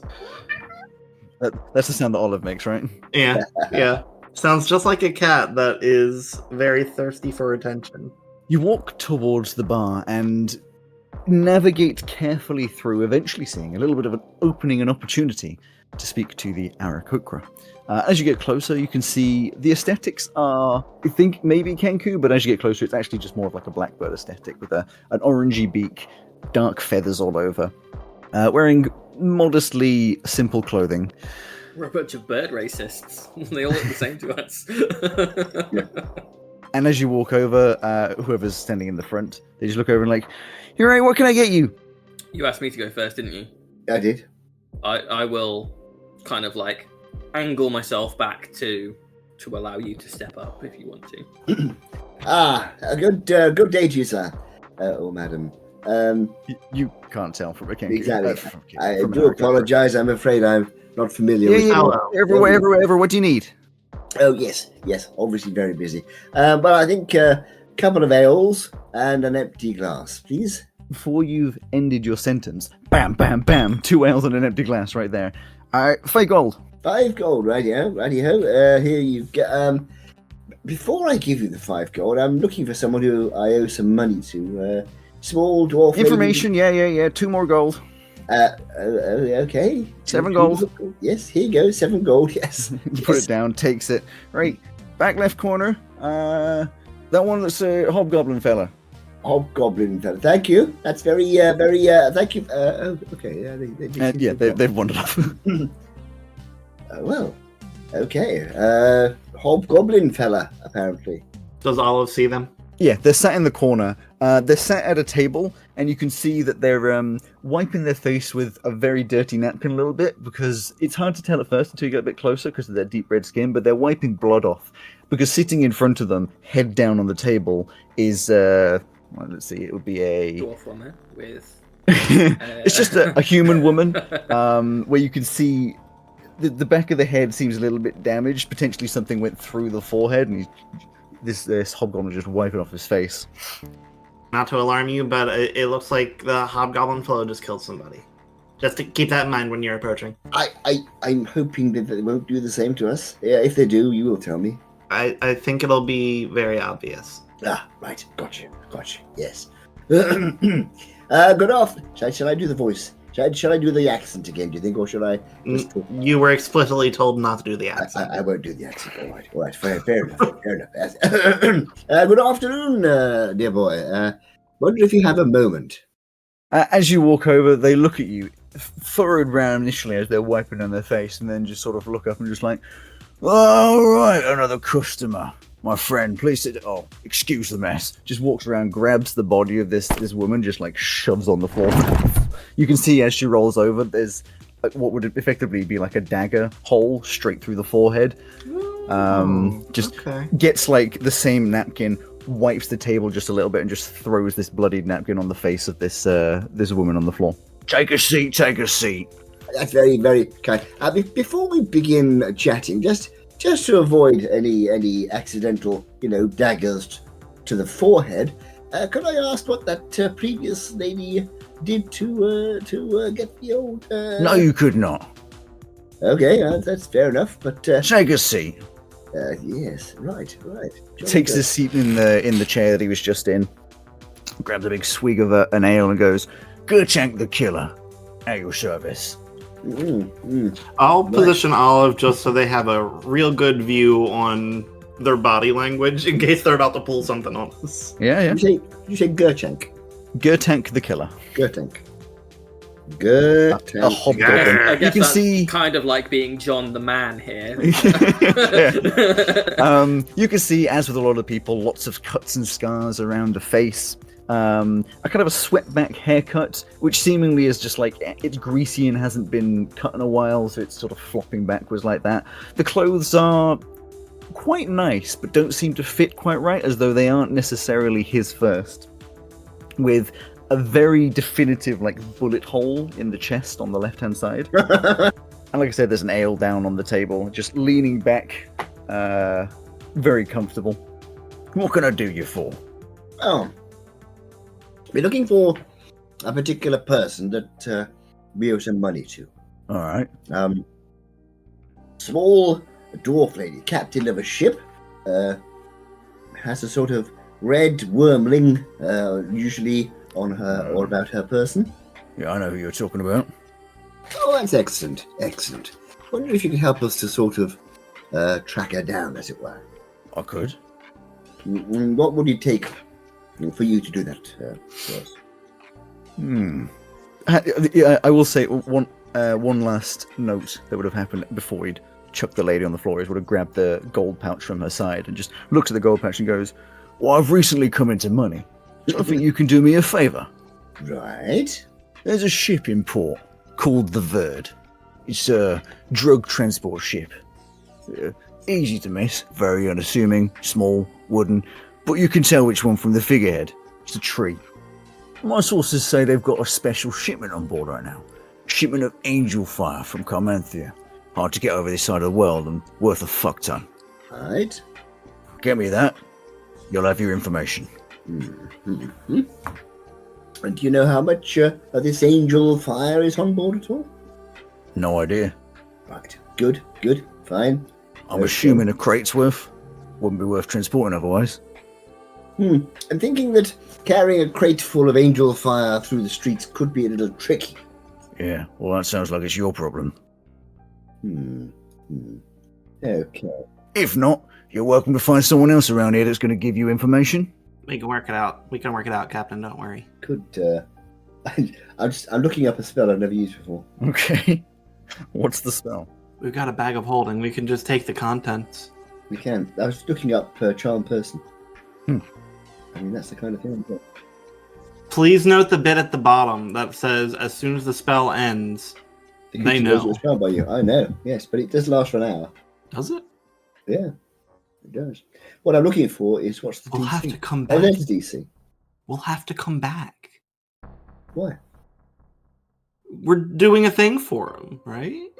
Yeah, but if I charm person, he'll probably tell us where this lady is and we didn't have to do the thing. But if it doesn't work... If it doesn't work, we're in big trouble. Uh-huh. You wanted to use your cannon, Rowan. You caused this. Alright. Well, I'm wondering whether to try it. Oh, go on, let's give it. You're the captain. I'm wondering whether to try it. I'm going to give it a go. I'm going to attempt to charm your person. So, how does this work? So I roll, and then you do a T. Do I roll? You don't roll anything. Yeah, I see. So I know the saving DC, which is 14, but it's not. It's 16 because of my constitution. Concertina. So I attempt to cast it, and you have a DC wisdom 16. Sure. It takes a vocal component, yes? Yes. Okay, so it would be noticeable that you're casting something, just so you're aware. In my case, I'll do it by all my spells are going to be doing it by humming a tune. So I'll be like, la la la la la la la la. We're all friends together. It would be noticeable that you're casting a spell, because that is how spells work. In that case, I wouldn't do it. Not in a room full of people like this. If it was going to be I know there's like, I want to do it subtly, but generally with the vocal component, it means you have to say something, and It doesn't say what the vocal component is, though. yeah, just be like another word in the generally, sentence. like if we go back to basic rules to not divert too far to make things a little bit, yeah, it's vocal. Then how It's just vocal. would harm person work then?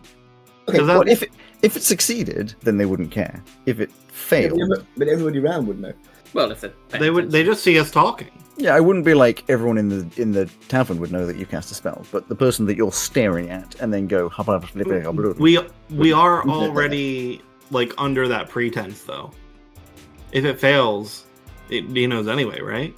Yeah. So the same risk is still there. Yeah. So instead of that, I will attempt persuasion. I got fireball, my cannon. I mean, that is quite persuasive. I call this spell the problem solver. I mean, I'm slowly going through and renaming all my spells as I do, so feel free to. I'm going to try persuasion. I'm going to try Okay, persuade what are you saying? him. I'm going to say, well, look, we are in a bit of a rush, so it would be lovely if we could give you, say, 10 gold, and you could just tell us where this lady is. Save us so much time and effort. Roll your persuasion. 22. He looks at you I'm good at as you say maybe 10 gold and that, and just leans back, lets out a hearty belly laugh. Just oh, I enjoyed that one. I enjoyed 10 gold. All right, I'll tell you what. You've influenced me that maybe this is worth gold. Let's go with 2,500. I'm afraid I don't have anywhere near that kind of money. Well, then maybe you're going to need to go find me some drugs. How about 15 gold? But if you're not going to be serious about this, pulls out a little dagger, bam, straight into the table. But we've I got will nothing to talk immediately about. unsheath my axe and hold it. He doesn't seem like he obviously looks at you do that, but doesn't seem to flinch particularly at it. That's fine. Below, much more unnoticeably, Pesto peeks out from behind Ozzy's leg and points their finger like a finger gun. Your dog's cute. Not my dog, actually. My Well, the fuck it is. It doesn't matter. All right, very well. We'll go and try and get yours, Angel, whatever it is. Angel fire.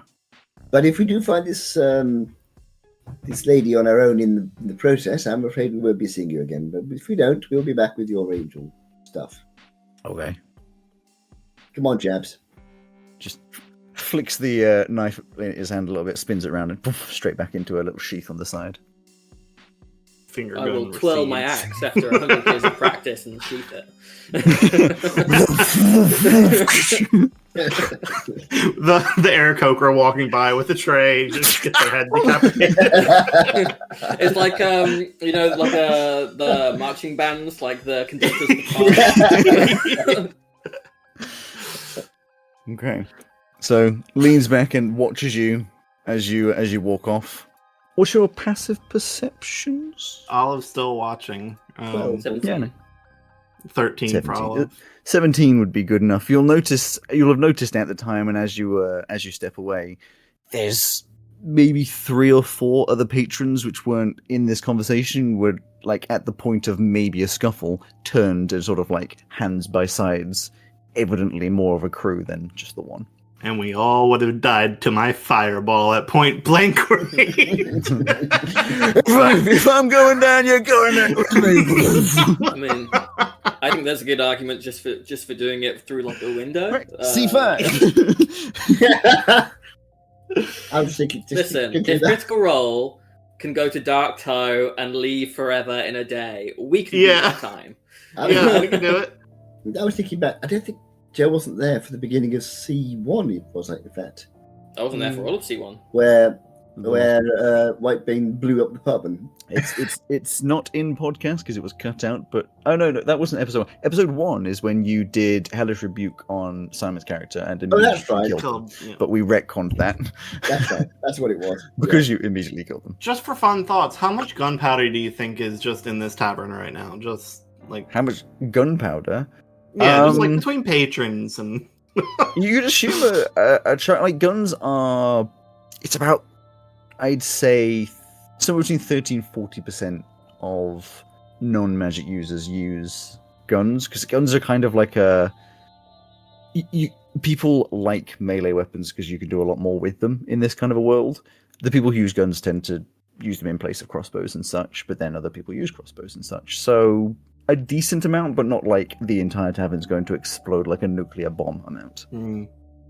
But somebody may get a little extra damage if they're potentially, yes. A sack of gunpowder, unless they're clever and they have some kind of protective fireproof pouch to put their gunpowder. Something that strikes me that this clientele, not all would have that. Anyways, so Angel Fire. It was Angel Fire that you unlocked. Yeah, Angel Fire. You would remember, of course, Angel Fire. You have in the previous one. Yep, does horrible things. It's a little white powder with a fine blue sparkle to it. You exit out of the Kraken's Bounty. The Kraken's Butthole. The Kraken's Butthole. And out into the streets, avoiding a couple fights. I'm sure, a fist goes past your face in a couple places. Where are you going? What you doing? We're going outside. Docks, I guess. We're looking for the bird. The bird. Its figurehead is a tree. I shall head. Is there like a sort of a? There wouldn't be, would there? I was going to say, was there like a dockmaster's office? But we didn't register, so I suppose we can do that kind of thing.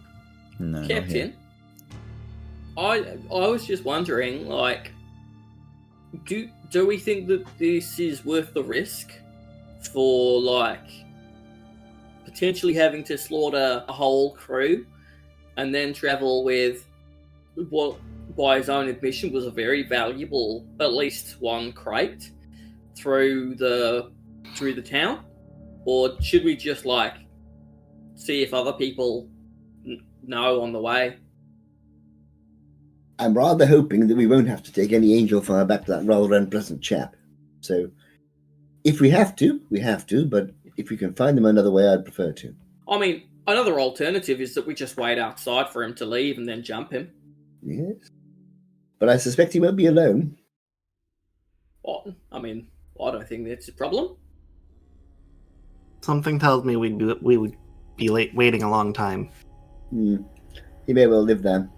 We could boot it to the ground. There is the other inn here called the Broken Compass, of course.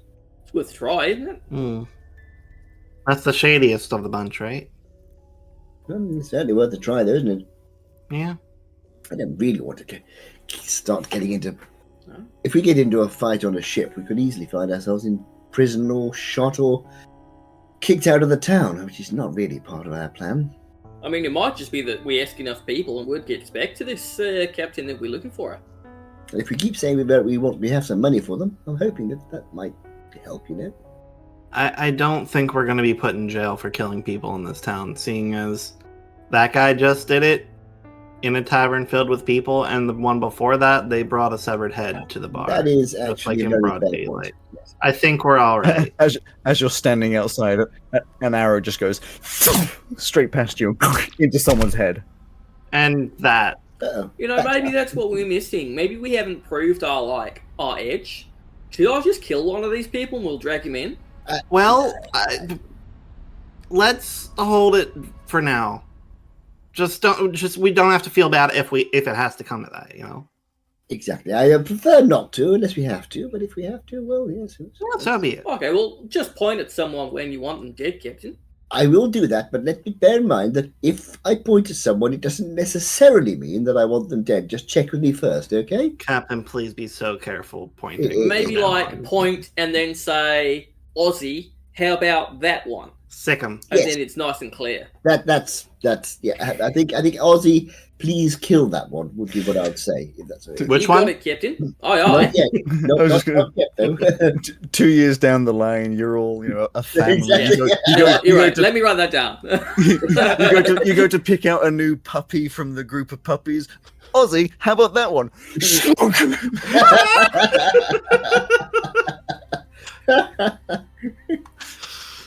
Oh. It's an interesting way to cast Finger of Death. Oh, you'll be happy to know, Father, that I've just got warm, so I've taken off my socks. But the socks I'm wearing are, of course, the ones that are covered in D20s. Excellent. Good stuff. Olive Yeah. flew back to me, by the way. On Yeah. I just kind of assumed that if you're not saying anything, they're coming back to you. Yeah. Right, so let's try this other in just on the off chance then. I don't hold out much hope, but what the heck? The broken compass. Broken compass. Wonderful. So we're So- tinkling into the broken compass, trying to look nefarious. Nefarious. I've learned after a few years being on my own not to try that. No matter what I do, people don't take me seriously. For We some can rough reason. you up a little bit. I'm alright. How do you feel about losing an eye? Not good. Hmm. Not good, I'd say. I find that they underestimate me as well, though, so it kind of helps. Like, they look at me and think I'm, like, garbage, and then I pull out my cannon and blast them in the face, and then they tend to... Well, you're so furry that any scars that you've got that might be a bit off-putting, you can't really see them. So maybe we should shave you. What? No. No. I kind of like being soft, so... Physically, no. Right, well, Captain, when you want me to shave them for intimidatory purposes, I'll tell you what, just point at Pesto and go, it's time to shave Pesto. I'll bear that in mind, Ozzy. Thank you very much indeed. Can we not do that? I can Well, it's what think the of, Captain says. I can think of no reason why that would ever happen. But, I've got this art in my head now, just like the two larger figures standing there, the back of Pesto just looking up with this little quote that just says, "Can we not do that?"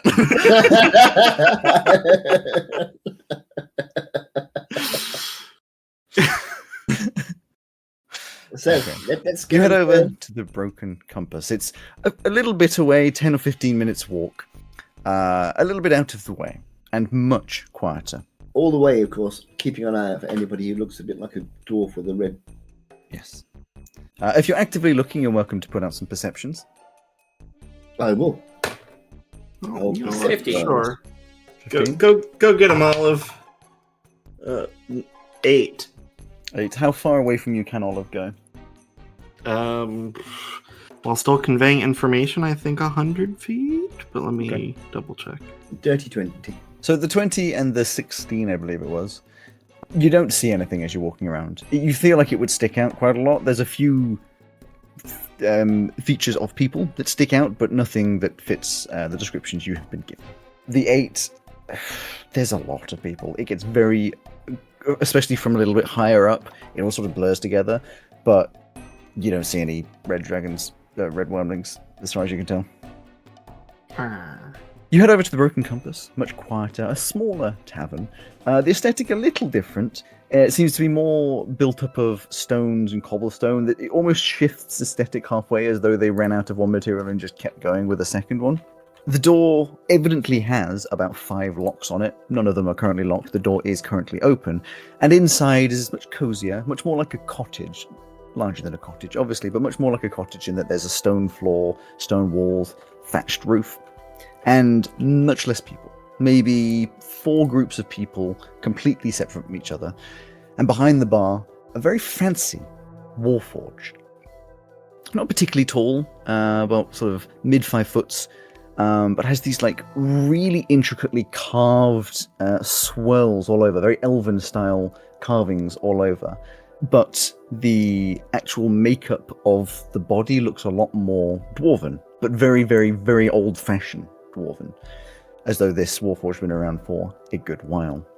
They have these glowing blue eyes, which the left one seems to flicker every now and again. Perhaps that's a sign of age.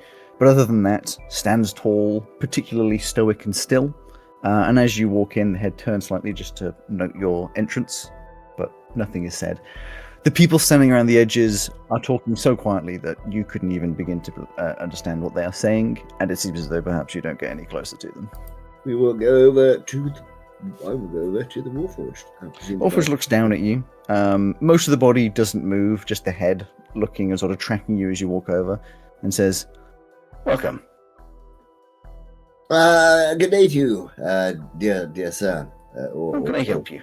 Possibly, madam. Well, we would like a drink, of course. This being a very nice-looking tavern, and perhaps some information. If such Of course. What would you like to drink? I think another ale, chap. Well, rather an ale than an empty glass. Is that okay? I'll take that as it. I've had enough, Captain. Don't worry about me. I hit don't my need limit. anything else. Yeah, I'm good. I'll just have an ale for myself then, please. No worries.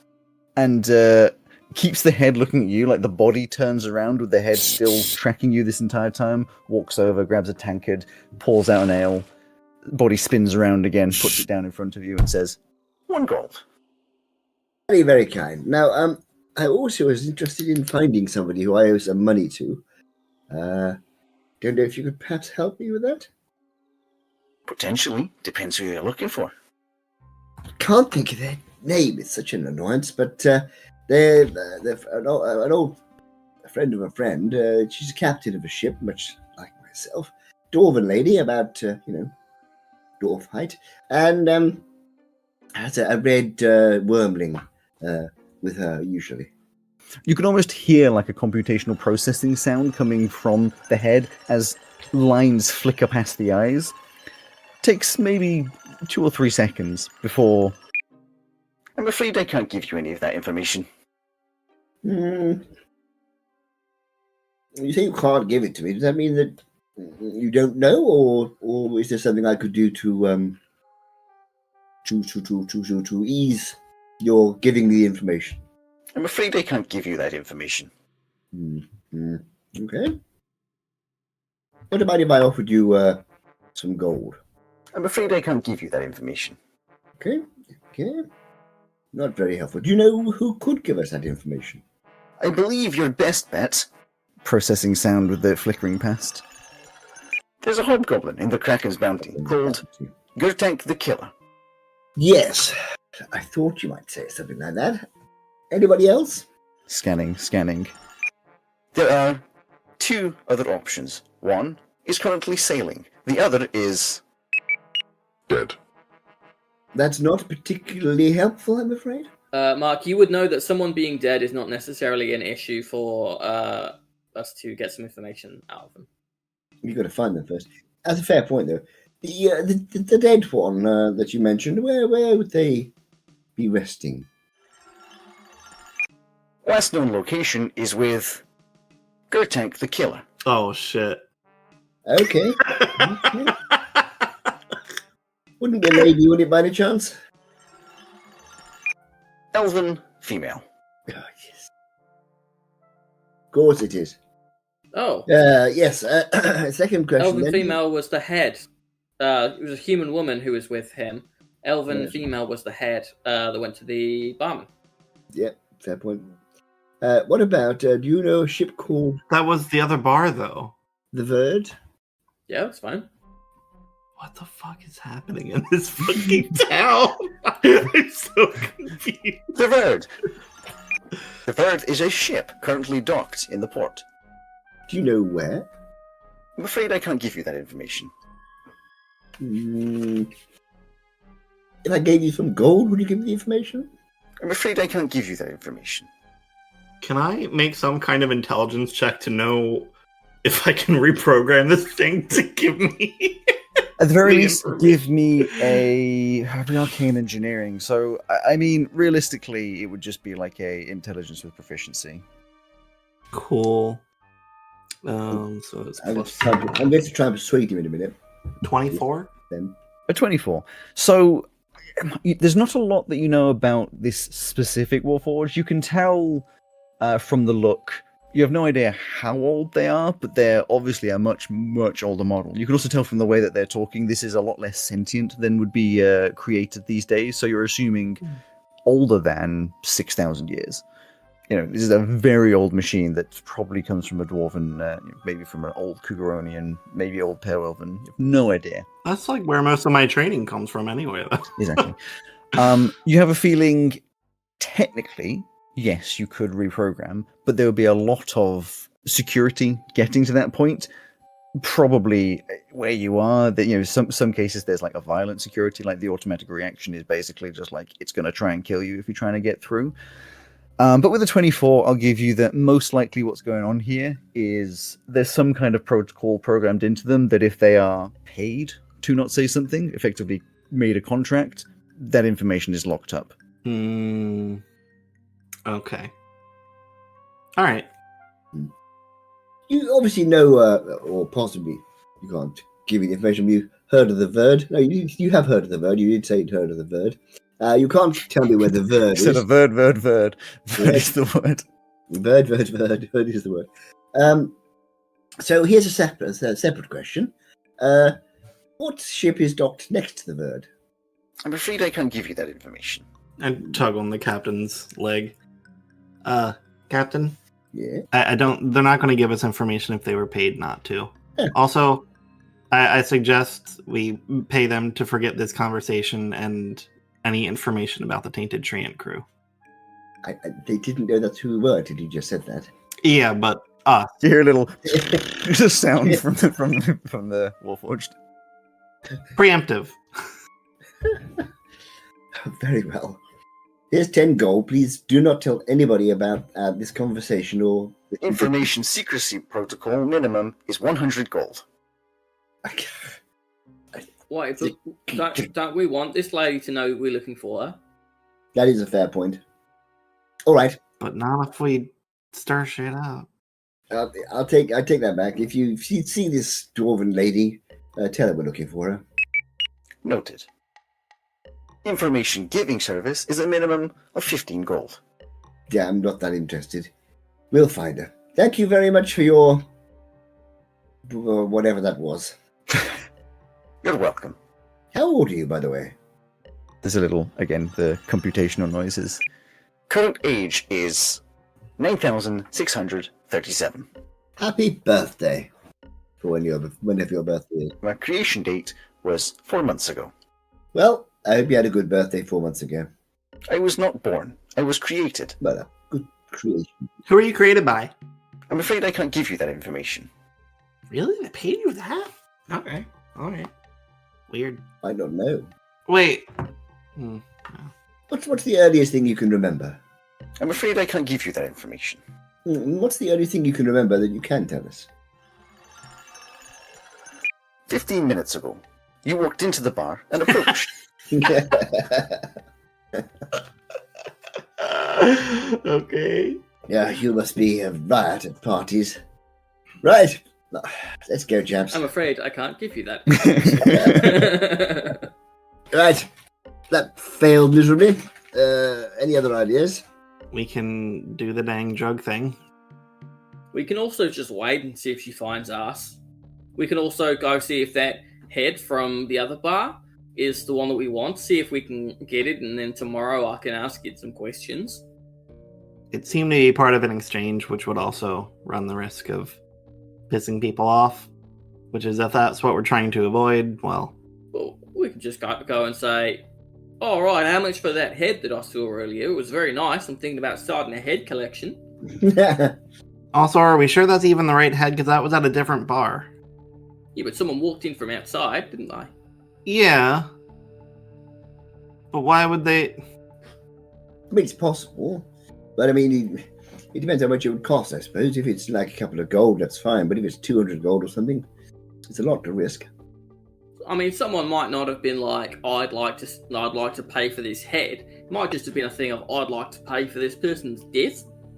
And then that's just like the proof, and now they actually just need to get rid of it. Mm-hmm. But again, it doesn't seem like they're trying to hide much here. No, why would they? Well, I tell you what. We might as well try, since we have no idea where the ship is, I can find out. And we have no idea. How? Oh, with your... Yeah, I can send Olive. I just remembered that they can communicate with me over any distance as long as we're on the same plane. There you go. Oh. What's a plane? Plane of existence? Like, It's a thing like a bladed thing you use for smoothing down the wood. Oh, right, yeah, for carpentry. Yeah. no, like the reality that we exist in? Oh, that kind of plane. I do beg your pardon.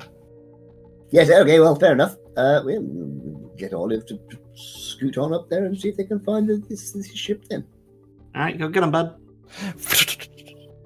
It's probably about 5 minutes before you get any information back. So it's up to you what you do in that time, whether you take a seat or something. Take a walk.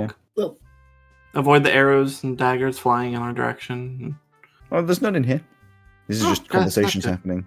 Well, we might as well go ask about that head while we're waiting. looking around the pub to see if there's any small doors with red wormings on their shoulders. Oh, small door. I thought you said small doors. I was like, what? No, there's none of those around it. You would see a small door. It would be a patch on my robe. True. Ah, Iron. Well, while we're waiting, shall we go ask about that head? but it'll be a longish walk back. It's 15 minutes or so. Like it's next door, isn't it? May as well. What the hell? Got anything else to do? As you're wandering back to the crow's nest, Crow's nest, yeah. you get that information about 5 to 7 minutes later. You get a little information. How is it presented to you? Is it images? Is it just straight up words? How do they communicate with you? Beep, beep, It- beep, in- beep, beep, beep.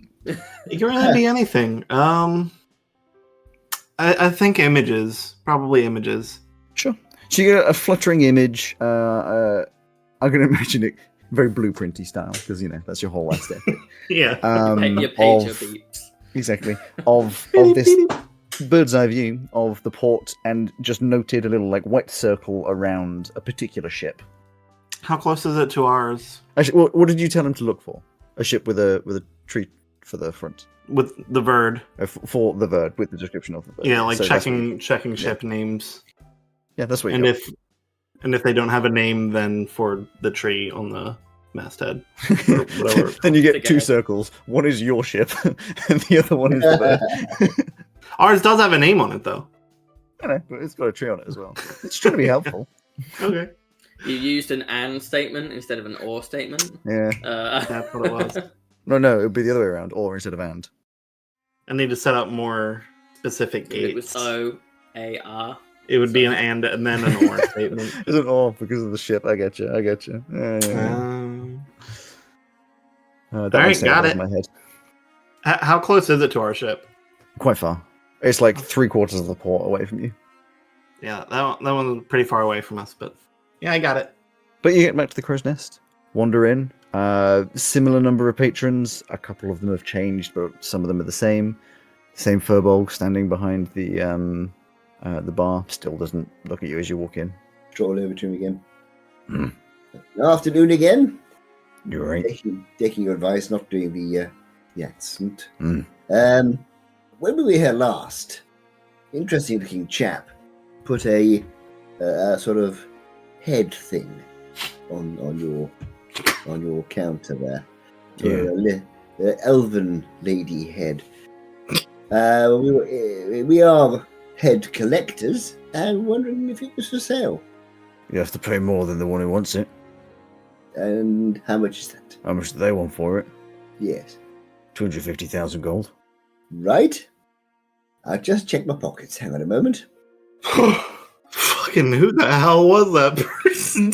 I was just going to ask the same question because Holy shit. I suspect they're probably a little more well off than we are. Also, the question arises: who was that person that was worth 250,000 gold? That's what I was asking. The information business is worth a lot. Yes, I imagine it probably is. Right. For 250,000 gold, I'd have wanted a bit of a cleaner cut. A bit of professionalism. Fair point. What do you think they're going to use it for? Necromancy, I imagine. Certainly there's easier ways. I mean, that's what I was going to use it for. Sorry, what? You can preserve it like that. It's great. That's how you preserve it for the collection. A little bit of necromancy. Yes, that isn't entirely what I was thinking, but fair enough. If you had perhaps a head museum or something. Can I help you with anything else? I'm afraid that's a little too expensive. We went over to see that chap at the Kraken's Bounty, and he wants us to sort of do a little job for him. Why are we sharing this? Is there anybody else who has information apart from him? We heard there was a dead lady. Yeah. Would that be the head that you have behind the old? I'm afraid I can't give you that information. just looks at you. Doesn't really say anything. Removes the faceplate, reveals that they're another Warforged. Do you know where we might be able to find her? Just doesn't respond at this point. We've exhausted the NPC dialogue, guys. we tried X, O, triangle, and square. Yeah, I'm going to try and persuade him. We can't afford that money, I'm afraid, but we're jolly interested in the head. Can we just borrow it overnight? Perhaps bring it back tomorrow morning? Persuasion. That is not marvelous, but it's not terrible. That is 21. Or you can borrow overnight for 125,000 gold. That's jolly decent of you. Can I pay you in the morning when we bring it back? Doesn't answer. Shame. Let's try. He didn't say no, Captain. He didn't say no, but he didn't give me the head either. Looks like we're going to become drug runners then. Well, I've got a question. This person, not that, obviously, you don't know. This lady with the red wormling, is there anything else, distinctive about her, other than this red wormling? Because there might be more than one here, for all we know. Not that I'm aware of. I tell you, there's one thing we could ask you, dear boy, Mr. Furbolg, sir. Furbolg, I mean. Furbolg. So you're 3 drinks down at this point. Yeah, exactly. But I don't get drunk. That's true. We're also interested in finding a slaver ship. Any idea where we might find one? Very well then. If we were interested in becoming slavers, is there any equipment you'd recommend that we should stock up on? He's kind of just stopped answering at this point.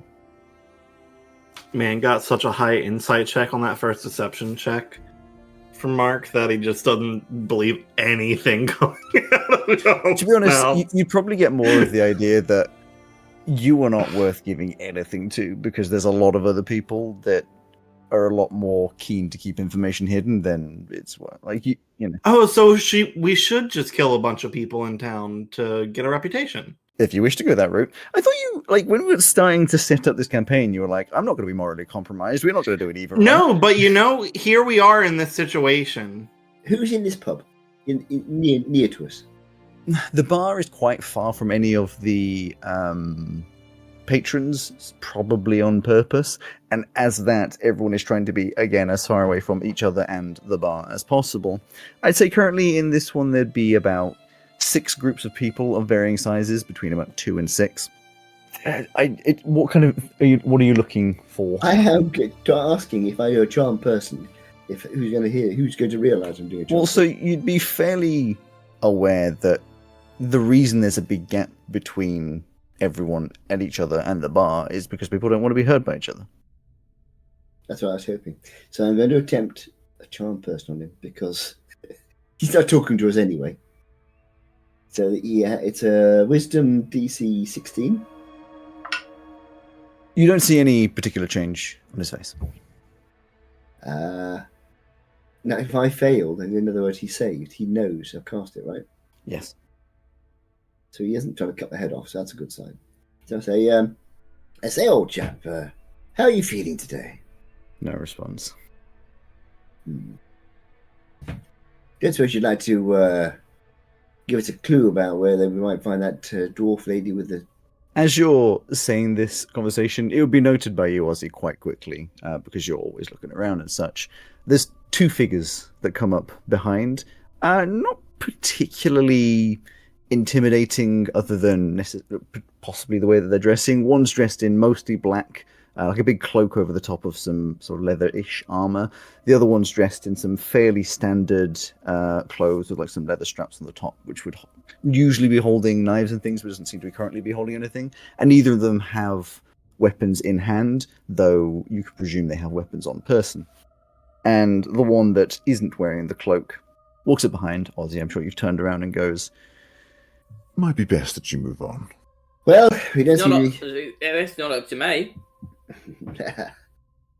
Ozzy, I think it's time. This young man has been as helpful as he's going to be. Oh, by the way, very nice stew. We'll see you around. Yeah, just they watch you. They step to the side to let you go to the door. Don't interfere in any way, but watch you as you leave. Well, that was. I've had an idea, Captain. That's good. We need ideas. Well, I can find treasure, right?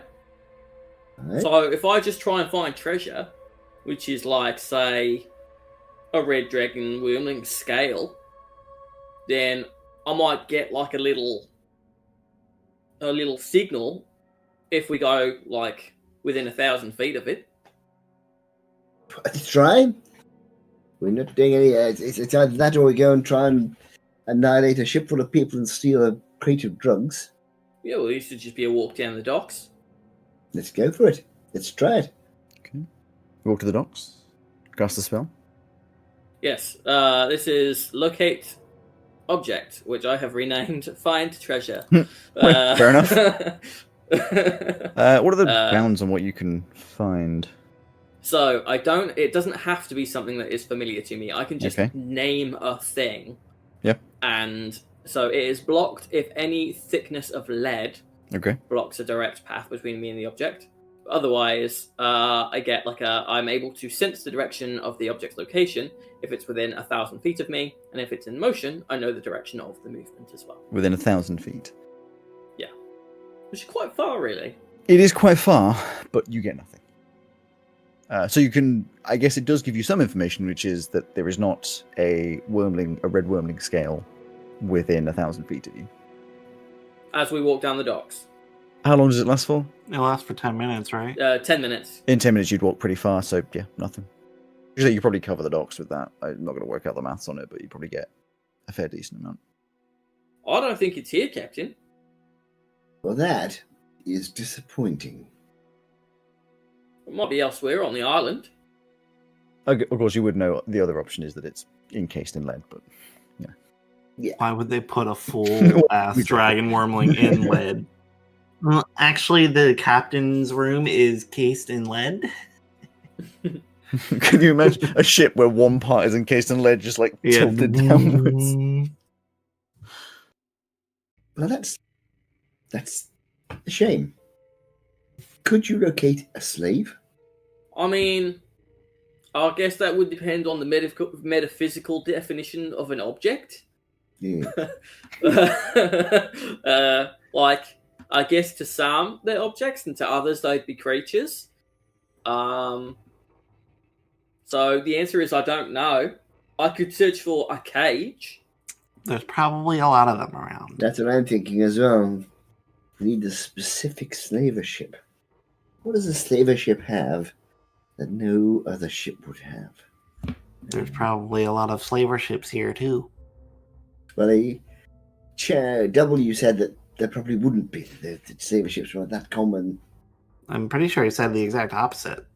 How about whips? It's been a while since you guys, since I've been around like a living crew. So I don't know how often they're whipping each other. Well, most ships would have even the big crew would have a whip on it. But if you had a pressed crew, you need your cat o' nine tails, wouldn't you? Happy to say I've never had to use one or seen one used. Any ideas, anybody? Or do we just go for this drafted ship? I could look for the turd of a young human woman, but I don't know how many of those there's going to be. Fair number, I would have thought. We can take a bunch of time just looking through town. I can have Olive do sweeps over the town. Yeah, it's not a bad idea. True. Take a long time. But if the dwarven captain isn't here... Well, we don't know. Just here means that they're not at the docks. Could be in town. Might be in a cave. Might be dead. For all we know, they could have died before we got here elsewhere. True, and the only person who really appears to know this is this dratted Gertank the killer. I feel like it's a lot of risk just to find out some information. Like, it's not like arranging a meeting. Like, you might just say, oh yeah, she's normally over there, and her name's Susan. I could also have Lem try to steal that lady's head. Well, yeah, we try that. I mean, the head does still present an opportunity, of course. Lem is the stealthiest of my toys, so... I can be quite stealthy, but... Is there a big market, Pesto, for a toy that steals heads? It's not marketed, it's mine. Oh, okay. Because, with all the collecting we've been talking about, maybe there's other collectors out there who like something like that. Listen, I don't make things for other people, really. Not toys, at least. Gadgets, for you guys, sure. It'll help us get the job done, but I'm not trying to sell my stuff. What were you getting? Well, we could try and get the head, I suppose. I mean, I'm not very keen on trying to steal a crate full of angel what's-its from a ship. Only problem with stealing the head is we don't even know if that is what we need. It could just be an unnecessary risk that wouldn't even get us anything. True. We presumably, Alex, have walked past the bird and been able to... Yes. Would you have it. liked to have done a bit of a perception? We're going to have to obviously cut off the session at some point, but would you like to have done a little perception of what you could see?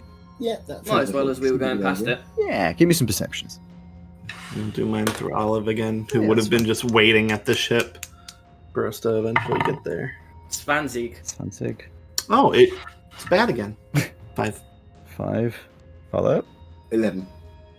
Okay, so the 11 and the 5. Not too much information, but definitely a lot more than the 17, which gives you just about enough. So I can give you some of this information here. Svanzig is 20. It is. I think it was 17. What is 17 then? Siebzen. Zen, it's the Zen. Svanzig is 20. You can tell I didn't do German. So at the 20, the Verd is docked nestled between some other larger ships. This is information that you got from picture. It's not locked in, but it's not exactly the easiest to get out at the moment, but it doesn't seem as though they're particularly bothered with that right now. You can see, and because you could see from above, positioned around the main decks of the ship, there's 4 thuggish figures. You can't see too much detail without getting close, and obviously that would compromise. So there's 4 thuggish figures chatting away. 2 of them are beside the docking ramp on the ship. The others are at the back of the ship, up on the, we'll use Rowan's terminology, the uppy back bit. Uppy back bit. Quarter deck. Yeah. If in doubt, Rowan, it's the poop deck. Anything that you're referring to on a ship that you don't know the name of, it's the poop deck. It's the back bit. So yes, the back bit, up at the top. You can see that there are a couple other crew on the main deck, but no definition. They're not wearing the same clothes. They don't seem to be quite as big and buff. You can tell that the other ones seem to be holding guns as their weapons. The first 4. These ones do not seem to have guns.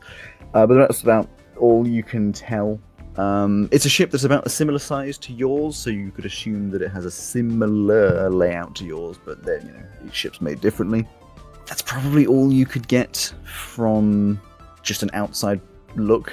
None of the... I'll tell you one last thing then with your 20. None of the crew seem to be, on guard looking out. They seem to be just kind of, technically on guard, but kind of just relaxing. They're not looking out for anything. They're aware. And if anyone starts coming down the port, the plank to any other ships, they are looking, but not immediately putting out guns or anything.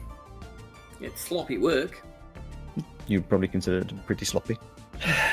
Well, I mean, if I can get close to the crate, assuming I can pick it up, if it's a massive crate, I can't do this, but if I can pick it up, I can pop myself somewhere else far enough away so they wouldn't know I've done it.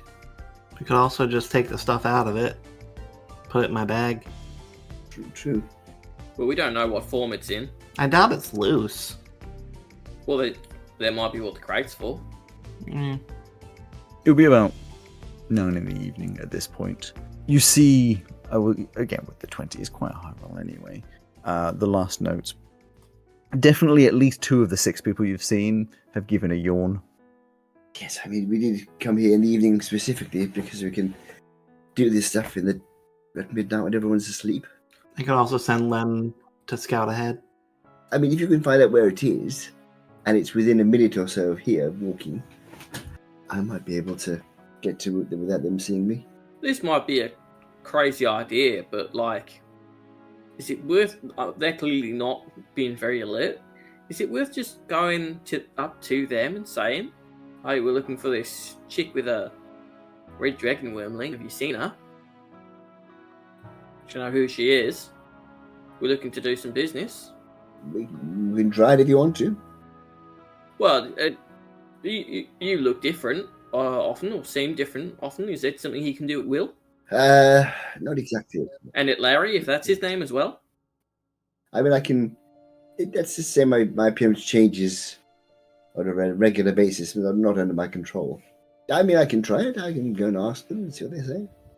Well, I just feel like, if we're going to be coming back later, it'll be in such a manner that it kind of doesn't matter if they have seen you or not, won't it? It's true. I mean, basically,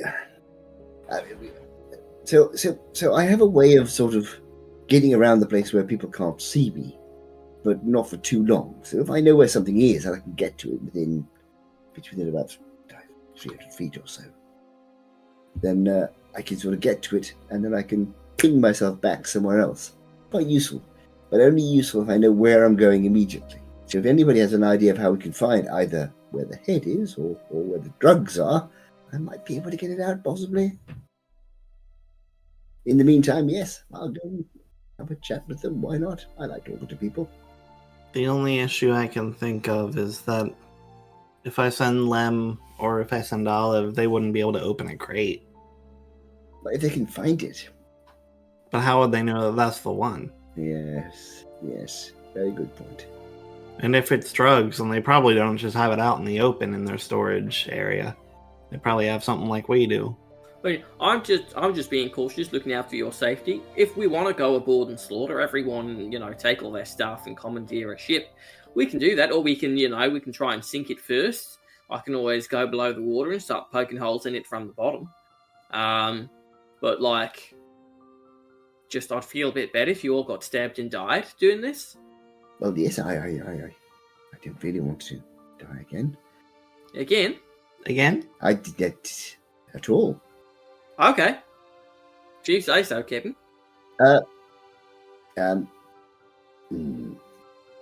So, Alex. Yes.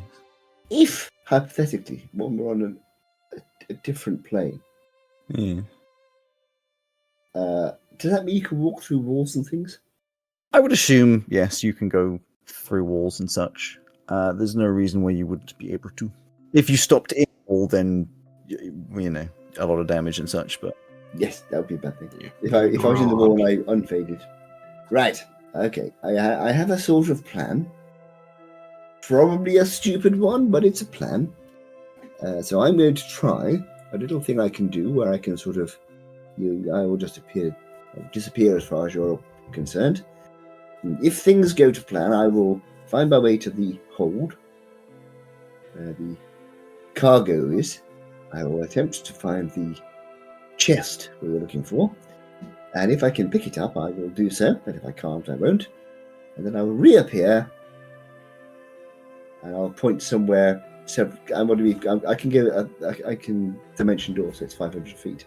So I can choose a place, behind a building. If you're playing Baldur's Gate, you have to have a second person with you, otherwise you can't cast the spell. In this case, yes. It's the dumbest thing. You can't dimension door on your own. You have to have a second person. Yeah. That's fucking In weird. this case, I can have a second person, but I'm not going to. So I can dimension door myself, and I'm going to say I will reappear over there. Okay, check for secret walls. Take it. Yes. Well, I'll do my best. False floors and all that. This is only if it doesn't work, it doesn't work. Hang on a sec. I'm Yes? just gonna. I'm going to. You'll see there'll be a slight glow coming through, like a couple of cracks in between the bone and or any air gaps between my rib cage and the air, and I will take off an index finger, and I will make a circle, and then tap you on the head through the circle with it, and then reattach it as the glow fades. And I will enhance ability and give you advantage on all dexterity ability checks for the next hour.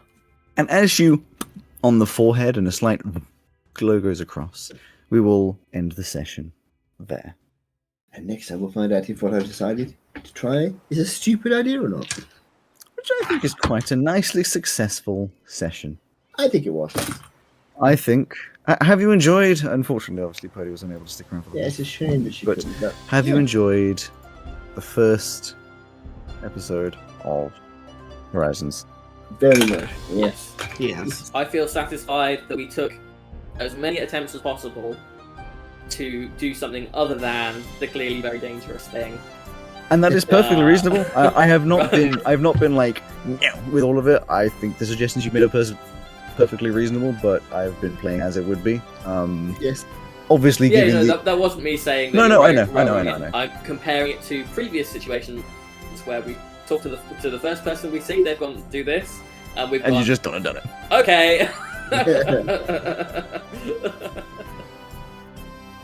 I hope you enjoyed this episode of Magic Myths and Mayhem.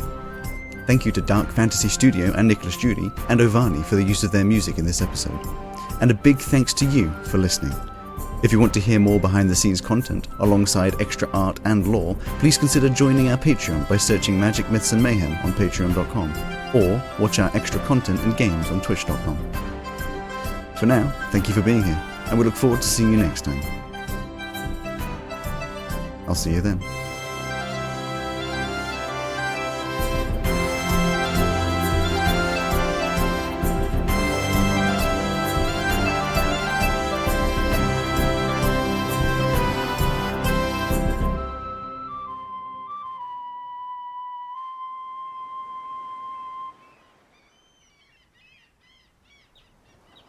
You know, I'm concerned that we don't actually know how to run a ship.